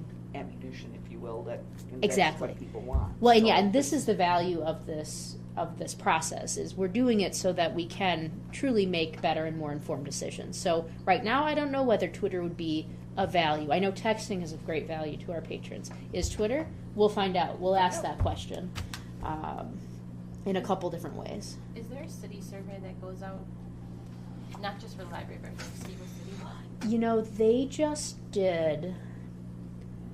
I don't know whether they did an online survey. I know that they just had a bunch of focus groups about their what was it called? Yeah, it Barb, was do at you the City remember? Hall. Community conversation. Yeah, but Don't they're forget community conversation number 3. It's on It- Tuesday night. what is it? It's part of a larger thing, though. It's part of their larger It's like future planning. the city plan. Yeah, Right. something. There was a special phrase I can't Oh, the think of it. comprehensive plan? Comprehensive plan. That's it. Oh So yeah, city's 2035 Yeah, it was comprehensive really plan. holy cow. yeah. So They're planning ahead. I know they had the feedback boards. I know they had focus groups. I'm not sure what other methods they Yeah. they I was used. just saying if they had a Any survey, likes could we whatsoever. attach our questions onto it? Yeah, they went first, unfortunately. What I am going to do, though, is I asked them to get me a copy of the comprehensive survey, so I didn't write that down, but I want to see if there's anything I can glean from it as well. Yeah, again, benefit of history, we attempted to get people in here for community conversations. Yeah, I know. Alka told me. Yeah. So You know, I will leap to. I'm aware of that challenge. I did talk with Alka. I really messed up all my pagination, you guys. Really messed it up. So I'm going to talk about the focus groups in a minute because I have a plan. Hopefully it works to try to get a little more attendance. So just skipping down, one-on-one patron interviews. I've been collecting business cards of people that have had conversations with me just about the library, and I have a little archive now, and they're people that have had meaningful conversations with me to the point where I think that if I contacted them and say, would you be willing to come in and have a half-hour conversation, just you and me, one-on-one to talk about the library, I think they would. And so if you'll note in my summary of community focus groups, one of the challenges is focus groups can get hijacked by a couple of really talky people, and as much as you try to moderate that and not allow it, people can get swayed by group opinions as well. And so I want to try to have as good of a balance of data collection as possible. not only focus groups, not only feedback boards for passive programming, not only a survey for people who maybe can't leave the house or are more available to do things electronically, but the one-on-one patron interviews will allow for some really intimate conversations about the library. So I've been collecting business cards, but certainly also if you have a person that you know would just love to have a conversation with me about the library, I would definitely take names as well. All the business cards that I collected. I did not know. Yeah, I know. Yeah, sorry. I don't know where those went. I have a few in mind. Perfect. Yeah. So I will. When I'm ready to do those, I'll be sending out an email to you each, and then you can, get back to me with some names. Should I contact them first and ask them? That probably wouldn't hurt. Yeah. So what I'll do is I'll send out an email and I'll say what the one-on-one interview would look like, and then you all can forward it to some people and say, hey, is this something you'd want to do? Yes or no. That way they can sort of understand what that would potentially look like. What if it was 1-on-2, like a couple? Oh, that would be fine. Okay. Yeah, that would be fine. I'm not solely tied to the one-on-one, but I want some that's not focus group related. Okay, so then we have the community survey. This was something that was done last time as well. I do have all of the original questions that were developed in conjunction with Will's, and I have all the data. So the challenge is that it can be difficult statistically to collect surveys because people are surveyed to death. A mailer would cost money. At first I thought I could send out a mailer to people, but it would cost money. But I did some research. Our goal would be to get a 95% confidence rate in the survey with a 5% margin of error. That's an industry standard. So we would need to get surveys from around at least 379 people to have that data be statistically relevant, which I think is very possible. We were kind of close. You had quite a bit. I think you had like 800 actually. We have that many more? I think so. I thought that's what Alka told me. So I think 379 is achievable, certainly, and hopefully more than that. And so I'm working on ways to deliver that survey right now. And I was planning on also printing off some copies of physical surveys. I want to deliver them to the senior residences so that they have an opportunity to give feedback as well. We can do things to advertise, like hand out a bookmark at checkout with the link to the survey, obviously put it on our Facebook page, put it on our website. We have subscribers to our different programs and events, and we can always email blast them. They've signed up to receive emails about stuff like this from us. So that's exciting. One of the things I'm a little struggling with right now is like I said, we have the survey questions from the last time. And I'll be honest, they're pretty standard questions. So certainly there are some new questions that I can think of that I want to specifically target and ask. Obviously, I don't want it to be exactly the same, because if someone takes it again, they'll be like, I was just asked these questions 3 years ago. But at the same time, there is some value in having similar questions because I have the data from the last survey. If we, let's say, fail again on a question or rank low on a question, or if there's still confusion about something, then it's something we really have to focus on in the next 3 years. So there is some value to having questions that are at least very similar, because I kind of do want to see how they stack up to the last survey. So I'm trying right now to develop the survey in a way that makes it feel fresh and new, but still targets some really important questions. And once I develop that survey, I will engage the strategic planning committee, because I would love for you guys to take a look at it and get your feedback from it as well. On the survey, is there a spot for community input? Yeah, there'll be like a blank, write in, Yeah. anything else you have for us. Yeah, that'll be important. Material usage analysis. So we have lots of collection statistics that we can pull. So I think it will be helpful to run collection reports, see what parts of our collection are being used, what aren't, what formats are working, what aren't. So that's just something that we can do really at any point, but it's a good time to do it now. Okay, so those are the different collection areas of data collection that I was going to focus on over the course of 2019. My goal was to try to run these before I leave in May. I think a lot of it's doable. I really do. I think I can do it. If I miss a mark, if we can't get to one of the focus groups, it's always something that I could leave directions for and they could run while I was gone, certainly. And just to point out, because I do think the focus groups are a point of, I know we didn't get a lot in the past and they can be tricky. So I did provide more detail on packet page 36, where I outlined a draft plan of 11 focus groups. And so, you saw the stakeholders list that I mentioned, and while I'm not going to run a focus group for every single group, because that would be unwieldy to do that, there were certain groups that I wanted to target. Now, the challenge of focus groups, again, is getting people to attend. The more I can find ready-made focus groups based on situations that are already happening in the library, the more successful we will be. So, focus group 1, First Friday Coffee. There's a great group of community members, a variety of community members with a variety of backgrounds that meet every Friday. I already talked to them about it, and they graciously said that they'd be willing to let me have one of the meetings become a focus group. And so that will be one, and you'll see that the focus group, every focus group, I say what it is, what the target audience is, so that I've identified the stakeholder, what date, if I already have a date that I think I can do it, the average size that I think I'm going to get, and then what I need to bring. And then I wrote invite board member from strategic planning, but really it could be any board member. I think it would be fun to have a board member at as many focus groups as I can. 1, to have a second set of ears. And 2, it's helpful to have someone take notes and someone sort of be the moderator as well. And I would love, to have you there also. But it would be my request actually that the board member not be an active participant because we'll do our own focus grouping, right. Here in the meetings. That's what we do, but we want to, as much as possible, let the raw data from those group members, sort of form. Focus group 2, we'd go to a senior residence, Tudor Oaks or the like, one or more of them, to do a target audience there. Focus group 3 would be a play day group.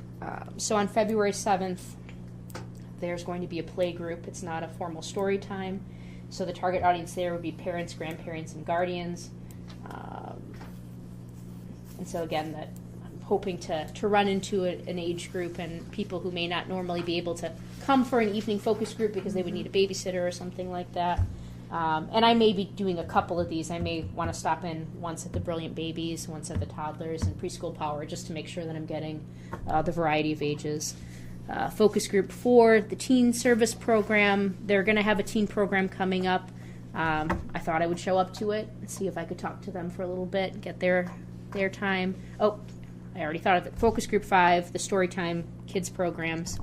Again, to make sure that I get the variety of ages within that children. And then 6 and 7 would be a general invite. That would be probably more similar to what was tried in the past, because I do want to make sure that I make it open, have some evening focus groups in case people who are working, and they want to attend. Those may be a little bit more difficult for attendance, but I think it's important to try. Then focus group at a staff meeting. I'd like to run a focus group with the staff and just sort of treat it like any other focus group and see if anything comes up for them. I was clearly ambitious. I don't think it's going to be February, but I thought we could run a focus group within the board meeting and just, again, make it feel like a focus group and really devote some time not to just daily tasks of the library, but really talk about stuff. I thought I'd see if I could get to a high school PTO meeting, see if they'd let me talk to them. I'm not sure how. They don't really have one. They don't? Okay. Middle school has them. Yeah, the Middle school does? Okay. But I was thinking when you were mentioning the teen service, like even if you went to student councils, a student council meeting, When do they meet? Those kids are super involved. Yeah. When do they meet? I'm not sure. I can follow up with the school. Yeah. Yeah, student council would be a great group to talk They're to. just so involved in the community and stuff that I think they'd be a good That's great. group to tap into. I will add that. But yeah, for the PTO, there really isn't Yeah. anything. Because once you get to the high school, it's more like booster sports programs. related. So Yeah. like you could go to the Muskego football Sure. meeting and Sure. then you'd get parents of high school, but I don't think you, or the gridiron or Or whatever. music parents. Yeah, or go to the, Music. Okay. It gets more specialized into sports and Yeah. and music, and yeah, there's really not like a PTO. I'll talk to the school district and see if I can get into student council. And Yeah. I was kind of hoping to talk to parents of older Well, the other students. thing So you could do is, and I was on this committee before I got onto the school board because, you know, you want to be involved. Don't you go to the parent strategic meeting? Yep. That Parent would be advisory. maybe, there's a parent advisory committee. You could probably go to that and get feedback. does that cover parents of like high school kids and middle Yep, school it's kids? Yeah. mainly high school. Okay. It It's a does, mix, I don't know, it actually. seems like a good mix of parents. Who would be a good That are- contact person? Kelly Thompson. Kelly Thompson. Yeah. Okay. Awesome. Thank you. Okay. And to go back to, I'm sorry, the focus group too, Mhm. I've had experience with Tudor Oaks and the pro healthcare in Muskego. Mhm. And I had lots of communication trouble with Tudor Oaks. Oh, okay. I had a much more successful time with the other one. But, Was it the pro- Regency? Regency, Or? yeah. Okay. So I know just we my have. feedback, but Yeah. It's Tudor Oaks we have a connection with, and we do deposit collections with them. Okay. But I've been wanting to talk to the Regency because we used to do deposit collections with them, and then we stopped. But there's been a staffing turnover. So I've been wanting to talk to them anyway. It might be a good time to bring that up and then figure out if they want a deposit collection again. So and it could be just who I was working with too. yeah. But Regency would But be it a did good make bet. big difference, so. I believe The it. contact person for student council is Kelly Clark. Kelly. K-E-L-L-I. Is that a- Clark. Is that a student or a faculty It's representative? a head advisor, so I would think it's. Okay. Do you know a Kelly Clark? Like the noon too, though. So she's a teacher though, but in the district, don't you think? I don't know. She does 2 schools probably. Yeah, I can't imagine They a should student have being. like her email on here, but they don't. You wouldn't Yeah. have a student going to 2 different schools probably. No, that's great. Thank you. I will follow up with Kelly about the student council and parent advisory group. That Steve sounds Chet- fantastic. Steve Chet is listed as a, He still is. He's letting so it he's go. a sophomore Oh, he is. class Yeah. Well, advisor yeah, he's a big one. Yes. with all his dogs. But now that he's Hmm. a coach.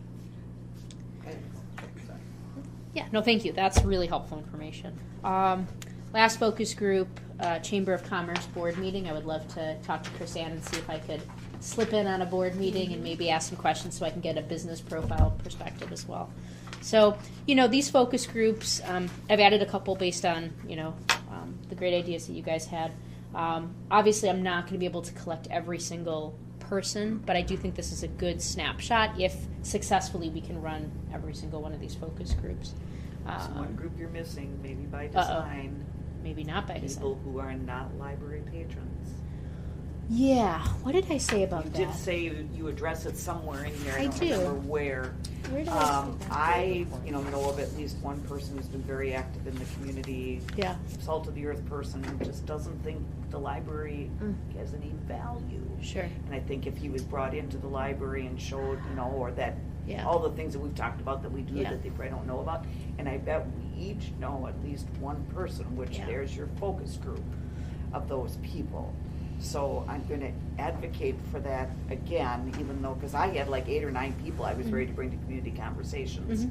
but it just wasn't enough. We couldn't get over but if everybody brings one in, we've got a small focus group of people who don't use this library. Well, what about this? If you all know people who you think would be willing to come in, now of course, how do you get all of them on one day and time? It might be more effective for me to do one-on-one meetings with them. So if you know someone who's not a library user, they could be part of that data collection category of one-on-one interviews. If you all happen to send me a ton of people where it seems like it's a big enough pool, then I could email all of them and say, are you available for a focus group, and give a date and time. And if I can get, even 3 or 4 people, that's fantastic. So when I send out the email that I'm emailing you all about one-on-one interviews, I'll also ask if you specifically know. Here you go, non-users, under things to consider. Oh, yeah. Second item.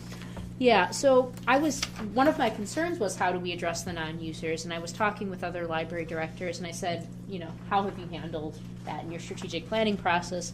And, they all do things differently. The person that I was talking to said that, don't avoid them, don't dismiss input, but you don't want to redesign the library based on People who aren't Based on there. people not who aren't there, and Understood, 'cause so they may- you know, still might not show up. Right. right. So yeah, so I think if you know someone who would be a great person to have a conversation with, their input will be valuable, and it might be great insight that we won't get from the focus groups or whatnot. If I get enough names, it would be worth it to run a focus group. If I don't, then I'll just do one-on-one interviews, and we'll still get some of that data. So I'll make a note to specifically ask you for that, along with other names for one-on-one interviews. Okay. So with all these focus groups, are they all asked the same questions, or how is that? You know, I haven't quite gotten to the question development yet. That's a good question. From a data collection standpoint, Yeah, is the process going to be the same? Or? I think what I would do is start off with initial driving questions. Now, the thing about focus groups are they can really go in Take you different in, directions. yeah. And I think you want to allow for that. You don't want to, you know, if this focus group is all of a sudden really obsessed with programs, you know, I want to hear what they have to say about that. If that's what they care about, then that's what we want to talk about. You know, maybe I'll have like 5 basic questions that I really know I want answers from, like how do you best receive communications from the library? What do you like least about the library? What do you think the library does best? And then from there, let them sort of go where they want to. So Is there a way to see, like, through the check-ins of who's using the library the most? Because you have your regulars. Is there a way to, like, special invitation them, invite them and say, you know what, I really value you and how much you use the library, and I would love to invite you to Sure. yeah, so kind of thing? my mentor that I've been assigned through the library system said that. She said, you know, the more direct invitations you can give to people, the more likely you are to get invites. So especially, there are some of these focus groups where it's going to be, they're ready-made, like I said, like the First Friday coffee group. There's already going to be a group there. But for the general invites especially, I agree with you. I think I'm sure they have a lot of opinions. Yeah. You know? Yeah. That's why I joined the board. Yeah. Because I use the library a lot, Yep. and like I've seen things that. And that's what we need. We need. need. Yeah, I completely agree with you. And I didn't think of this until you prompted this comment, but we do have regulars, and whether or not we can pull that through data, I'm not sure. Yeah. But obviously we know, and so I think we'll have little cards with the invitation dates for some of these focus groups, and we'll do a lot of what we call active reference, which is just walk up to someone and say, hey. I think they'd be honored. Yeah. You know, Mhm. Yeah. but you know, selected to have my voice heard. That's awesome. Yeah. No, I agree with you. Are you concerned at all about integrity of the process by asking different groups different questions too? I mean, that's like, because I was looking at, you want statistical significance here, and so if you're not asking, and I realize that's only in the survey, but I'm saying if you're asking people the same questions, won't the results be purer than if they're asked all different kinds of questions?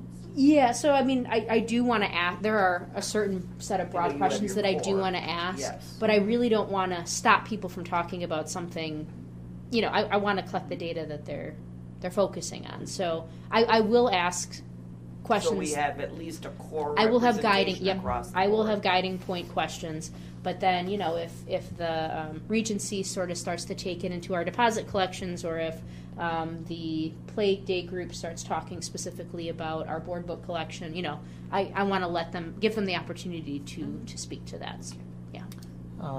At this time, I'm going to interrupt this meeting for a brief moment. I have to be at another meeting in this building, an important festival committee meeting. So I'm going to excuse myself. You bet. I will designate Vice President Conkle here to close this meeting out. So if you can note the time, 7:01. 7:01. But we are having a great discussion, and something that is very much needed. So I'm going to excuse myself, and we will catch up if necessary. Yeah, I'll send a follow-up email, Erin, in case Sure. there's anything super exciting that happens. All right. All right. Have a good evening, everybody. Thank you. Happy Thank New you, Year. Erin. Good to see you. Take care. All right, so you guys have given me some really fantastic stuff. Thank you so much. This is going to help the process immensely. I hope we're not overwhelming you. No, I mean, no. This is a framework. It's truly what it was, and I was hoping to get some fill-in and and feedback. You guys have, you guys are guiding points in the community, and so that's what I greatly value about these meetings. So at this time, I think we can do one of two things, like I said from the beginning. This is a framework. Obviously, there's more stuff that I need to flesh out. I do plan on having a strategic planning committee meeting at some point because I do want to go over the community survey questions. But then I plan on running with the process. I plan on going with it. Not every detail is going to be here. This is the framework, and then of course I will report back the findings and all of that. So we can either dwell on this and sort of vote on it, like this is the framework that you want me to move forward with, understanding that there's more details that I have to fill in here. Or if you would prefer to wait and vote on it at the February meeting, it gives you a little bit of time to think. I don't know if we can technically vote on it tonight because it's not. It's under new business. I don't know if we can go for it. Technically vote on it. Oh, can you not? I don't know. I listed it as a discussion/action item, so the public has been noted that it would be something that could be voted on. Action. Okay. But like I said, I'm continuing to work on this, and there are some things that I do want to get started on, and I'll probably start building the movement on it. I didn't hear anything that made it think like that was super controversial that you want to do a focus group, Brittany. Don't even go there. So there are some things I'm going to start to work on. But overall, if you'd prefer to wait and vote at the February meeting, that's fine. If you'd like to vote And now, why that's do we fine need too. to vote on it? I guess that's.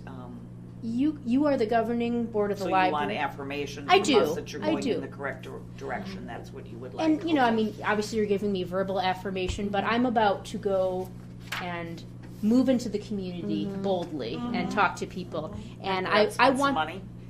maybe a few little things. bit, Yeah. not a lot, but I want them to know that this is a library supported endeavor. That's really what it is. I'm hearing affirmation from you, but I want to make sure that when I talk to them, I say, we, the library and the library board, are running a strategic planning process. And so really I just sort of want your stamp on it, if that makes sense. And was there anything specific that was on here that you added that we'd have to say as amended when we look for the motion?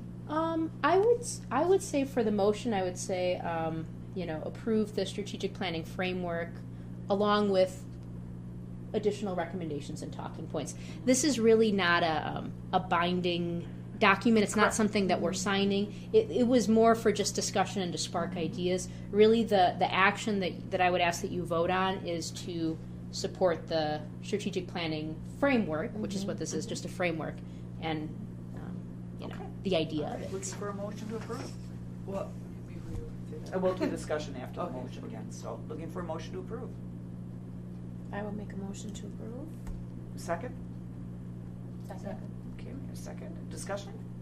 The only other group or individuals that we did talk about with your targeting is maybe special needs kids, the kids who maybe have a harder time to access the library and stuff. Yeah. Excellent. Autistic kids or kids in Yeah. wheelchairs and But they might come during story time or the play group. can they sit still? Are they involved in those? One of the cool things we're doing this is sort of aside from the strategic planning framework, but in 2019, one of our goals is to do an inclusivity assessment of our programs and services. And so it is going to be a review that I'm going to do with Abby of how accessible our programs and services are to Well, I just others. wonder if we have the tools that they need in order to function in this evaluation. So last night when I was at the school board meeting, I was at Mill Valley, and one of the children that was sitting at the table that, they talk about like school and stuff, and he was autistic, and they specifically use weighted vests that he has to kind of calm him down, or a weighted blanket and stuff, and I just don't know if those are things that we could provide or have. I mean, because it's a universal thing that they're using. It's not the kid's own particular blanket. And then they also had like a Zen room for them, so they created like a separate space for them so that they could have. were these items that you're talking about, the room and the blanket, are you talking about having that structure in place so that if we have an attendee who might need that for the focus group, or are you saying like we want to assess patrons and ask if they would need? that would be something that they may suggest to you as something that we should offer at the library. I'm just saying that might be coming out of a focus group type of thing. Okay, yeah. But you would never know that unless you tap into that. Right. Those people. Yeah. Well, that goes along with adding to the disability group too, as we Most of those, like, the focus groups that we're looking at are kids that are like 4 and under, and most of them haven't been identified yet at an early age for like autism or ADHD or. Right, but I mean, I'm just saying, like, for them to come to this environment and actually enjoy library time, what would they need to? What about this? We may not know, someone may not identify in a focus group whether or not they have someone in that population, or they may not have been Diagnosed. Yeah, I'm trying to think of a word. But I could reach out to the school district for a one-on-one interview with someone who might be trained in that, and then get that information. That way I know for sure that I'm getting at least a cross-section of that information for the report. So I'll make a note of that. The person at Mill Carrie Valley Olson that was would be working. good. Carrie Olson? The director of students. Yeah. Oh, Carrie? Yeah, it's Kari, Oh, K-A-A-R-I. Olson. And what is her job title specifically? Director of Student Services. Director of Student Services. And what? Oh, for the district. I'm going to get to know so many people at the district. They're going to love me. But it was just kind of interesting to see how she interacted with she's sign language. She was using sign language. Yeah. Do we have any staff here that know sign language? You know what I mean? Yeah. Like, you just wonder like what do we have to offer for them to communicate to us what their needs and stuff. It's a very good question. I don't know. I thought it was rather interesting too when I was at the high school for 8th grade orientation with Matthew. Actually, I was there too. There was a family there that obviously they could not hear. They were deaf. So there was translators and stuff that were. So there's those people out there in the community. Just want to make sure that they're able to function here also. Yeah, I will do that one-on-one interview. Like I said, we had an accessibility scan. The accessibility scan professional, he was deaf. And so he came around with an interpreter. And so, again, I'm still going through the report, but he was not looking at just one type of disability. He was looking at multiple. And then that inclusivity assessment, between that one-on-one interview and the accessibility study and the inclusivity study, I'm hoping that we will be able to identify some of these areas that we're maybe deficient right now. So. Do we have a wheelchair on site? You know what? That is so funny you mentioned that, because if I had money left over in the budget, I was thinking about getting just a really light collapsible wheelchair, because we've had patrons sometimes slip in the parking lot, and I've been like, boy, it would have been nice if we could have gone out there to help them inside. We have a walker, which is used quite commonly, but I was thinking about getting a wheelchair. Something of that nature. Yeah. Just because when I That was might running be on events, the if you don't Wisconsin have that surplus stuff on site. hand, they can sue you. Because I've seen wheelchairs on the surplus. Yeah, I was actually thinking if I could find one donated, because, Right. yeah. Yeah, somebody might donate too. All right. Okay, so we are ready to take a vote unless there's further discussion. Okay, all those in favor signify by saying aye. Aye. Any opposed? Motion passes unanimously. You guys are amazing. Thank you. It's great Thank info. you. You didn't say abstention. Oh, I didn't. Let's go back. Oh, man. And it looks like our final item under this category is a discussion on library legislative data, and that's. And in my defense, this meeting is only long because we did have to cover some stuff from the December meeting as well. Let that be noted for the record. Okay, this one should be quick. I just wanted to let you know that Library Legislative Day is coming up on February 12th in Madison. It is an all-day affair. It starts at 9 and it goes until 3, although there are different meetings. But basically, the goal is that people who are advocates of libraries, whether it's a library board trustee, library director, library staff, community member who loves libraries, they go to Madison to talk about the state biennial budget request. There's a state biennial budget request coming where the libraries of the state of Wisconsin are asking for an increase in state aid. That money would go to the systems, which would then, of course, trickle down to us for increased support. So this is, like the letter says, this is on packet page 39, it's a chance to have one-on-one meetings or group meetings with your legislator and just say, how much you appreciate their support of libraries, how important libraries are to the community. So those are the facts. And you do have to register. There is a fee, but the library system is willing to pay for one trustee to go if anyone is interested. I will be attending. So obviously, What day of the week is that? it is It's a Tuesday. Yeah, it's a Because Tuesday. I went last time, I really enjoyed it, but where it's falling, it's a heavy work day for me, so I can't go. Yeah, I know it's tricky. Yeah. Yeah, it's really, really interesting. I really enjoyed it, but like I said, I'd go, You but. would like I it. have to pay to go though. No, the No, Watch my wouldn't. kids. No. Who's Oh, gonna yeah. Oh, yeah. that's true. If the kids are on the school, I would babysit for you for free. I know it's hard. I'm excited to go, and I will certainly go and represent our library. Let me know. I think there's a deadline. Yeah, but there's a deadline to tell Bridges if you want sponsorship. Oh, January 28th, as you just said. Whoever said that, sorry. So I know that doesn't give a lot of time, but just think about it. If there's somebody from the board who wants to represent the board, just let me know. But again, I know it's really hard. It's a difficult day to just get up and leave your life. I'm just curious, has the Bridges system or the library system in general, we have a new governor who's obviously very education oriented, and what is his position on libraries? I know he's new to office, so Sure. but I'm just wondering if looking at DPI or whatever, how he was in that regard. I would say that the general sense, I'm not getting political at all. I'm just going to make a statement. I think he's supportive of libraries. I know that the increase in state aid that has been requested has been put into his budget in its entirety. Of course, whether or not budgets get approved in their entirety is a Right. completely So, different there's scenario. Still work to do. There's still much work to do, but that's all I know about that. So, yeah. So just email me before January 28th if you're interested. I gotta find the agenda here. Okay, any other comments on that? Before it looks like, it's going from. Sorry, your fearless leader lost her page. I've lost all my pages. I'm never going to be able to get this back in order. Okay.